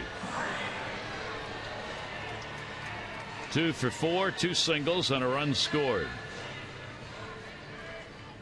Orioles' big output from the top of the order. Reimold getting on 4 times, scoring 3 of them. Parra, 4-hit ball game. Couple of RBIs in the 7th inning on a double. Manny Machado has scored twice, driven in 3. Pitch taken for a strike. 0-1 count on Hardy. That tear in the left shoulder that he finally made public here at the end of the year that he's played with all season long. Fortunately, not his throwing arm. 0-1 pitch on the way, and that'll be outside for a ball. Well, 3-year commitment to JJ. So again, came to spring training. Last year was the back problem. Only hit what? We're used to 20 to 30 home runs. Hit 9. Steady Gold Glover 3 years in a row. But the injury to that shoulder really set him back. 1-1 delivery on the way, and he's going to get a base hit into left field. So he's got a 3-hit ball game. Clevenger will stop at second base. And the Orioles continue the hit attack here. 2 on, 2 down. Ryan Flaherty will get the RBI chance. J.J. Hardy, his 3-hit ball game, the second that he has had this year, his 13th. Well, it's good to see. Multi-hit. Yeah, even with only 2 more games after this one to go, is that he's at least getting the pitches when he gets hittable pitches, and couldn't do that with the injury. So let's see if the Orioles can add to it. 9 runs, 15 hits, 10 left on base by the Orioles in this offensive game 1 of the day-night doubleheader. And that will miss inside for a ball. This is the Orioles' 15th chance with a runner in scoring position. They are 4 for 14. That is a whole series worth of chances. Orioles came in still 4th as a team in that category, hitting .276. Yankees are 7th. Just think how good that number would have been if they weren't last in base on balls and 14th or 15th in on base percentage. 1-0 delivery. Orioles knew that was a problem coming in, hoped perhaps they had found a couple of answers and players long gone now. With De Aza, who had some speed, they hoped to be able to get on base, playing an outfield position. Snyder, speed. Yeah, Travis Snyder coming off a year with the Pirates where he really similar numbers to Nick Markakis. Grounded towards second base, not hit hard. Snyder makes the play, and that'll record the out. So no runs on 1 hit, no errors. A couple are left on base. The Orioles 3 outs away from victory number 79.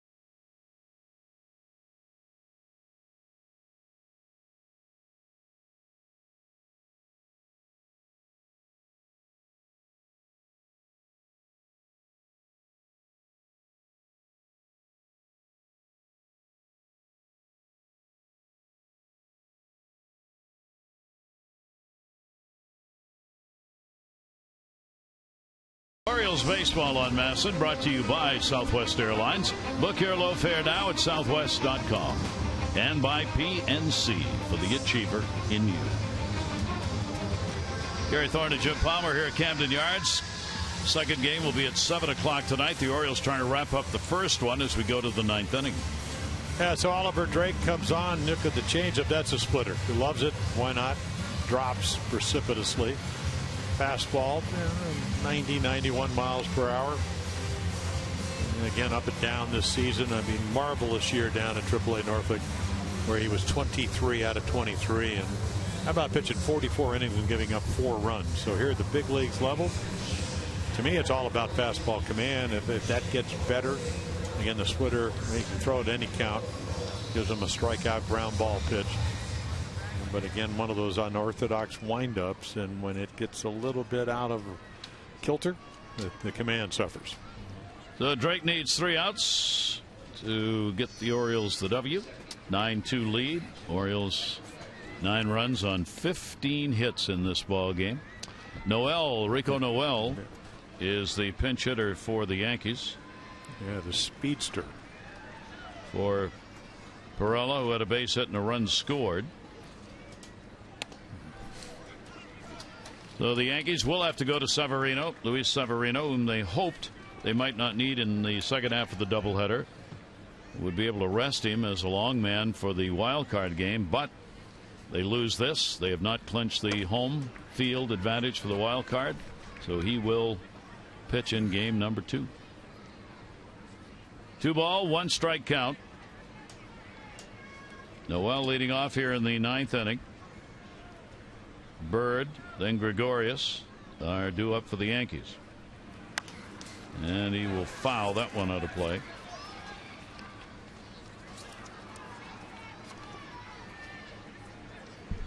His assignment to the major leagues came when he was selected for the expanded roster. Minor league free agent signing. AAA, AA this year for the Yankees. Started with El Paso in the Padres organization. That's a base hit. Yep, it is. You don't get him when the ball goes like that. Well, he can run, and one of those guys that, even for the month of September, when you're trying to win that wild card, somebody that can do it. 5 for 5 at stolen bases. So what the Orioles have done this on a couple of occasions right here. Good pitch from Drake, little splitter. You get the grounder, but he hits it straight into the ground and beats it out. So Noel picks up a first base hit. And it'll be an infield single. And he'll probably want the baseball on that one. And he gets to talk to Chris Davis. Chris Davis actually, I think, based on Noel's response, said congratulations. I think Chris actually knew. Here is Sanchez, who will foul it back. Sanchez hitting for Bird. Yeah, the big right-handed catcher that we've been hearing about, Gary Sanchez. He had not played in the last 20 games.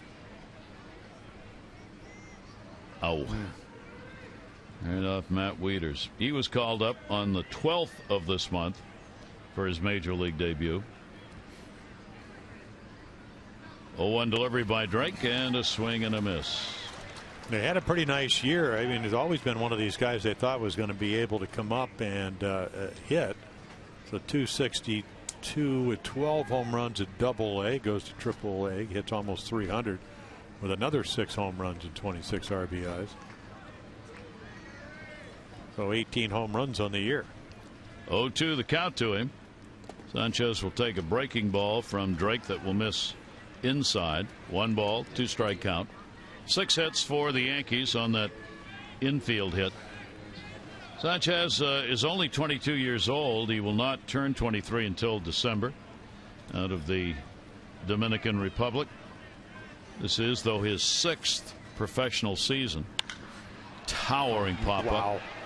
Third is short. Third base, Manny Machado waiting for it, and there was a long wait. Yeah, that's an A-Rod pop-up. Alex hit one similar to that one.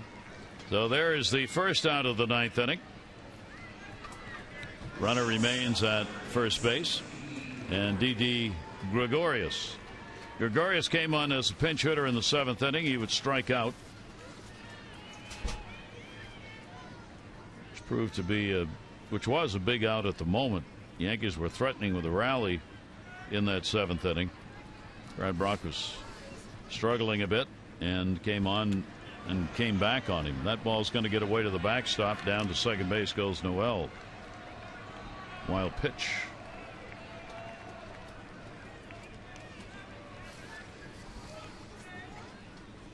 That will send Wieters up. 1-0 count, one down. Gregorius to be followed by Gardner at the top of the order. Yeah, that whole Brock Gregorius battle with 2-0, ball was outside, called it a strike, and it changed the whole, not only the whole inning. Brad Brock was able to strike him out. In the air and heading foul. So Drake takes it to 1 ball, 1 strike. Runner at second base now, Noel. Orioles have left 12. Yankees have left 7. Joe Girardi's ball club. 87 wins. The Orioles 78. Which tells you how the handful of ball games matters in the major leagues. Yeah, it really does. You know, last year you finished second. The Orioles win 96. They win 84. So well, I suppose they could win, what, 5-6 more games than last year. Yet they're going to be a wild card team. Pitch on the way, and another towering pop-up. First base, Davis called off, and it's hauled in by Flaherty. Gregorius retired. 2 down. So Chen's going to be the winner, and will improve his mark to 11-8 on the year. Will finish among the top 10 in ERA. Nova will take the loss, 6-11. It'll be his 4th consecutive loss. First time Nova has lost 4 ball games in a row. He had gone 2-0 in games pitched here previously at Camden Yards. Brett Gardner up. Gardner a base hit. He is 1 for 4. Extended his hit streak to 7 games. 262 on the year. Runner off second, 2 away. In there for a strike.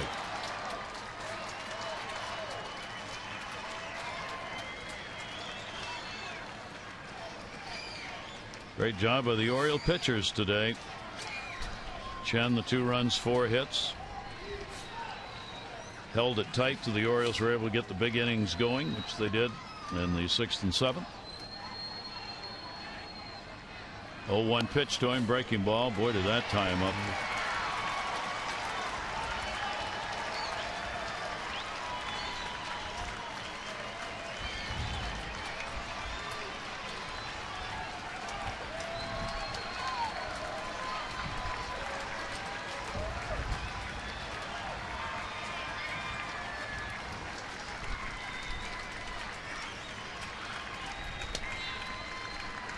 And he went around, and that's the ball game.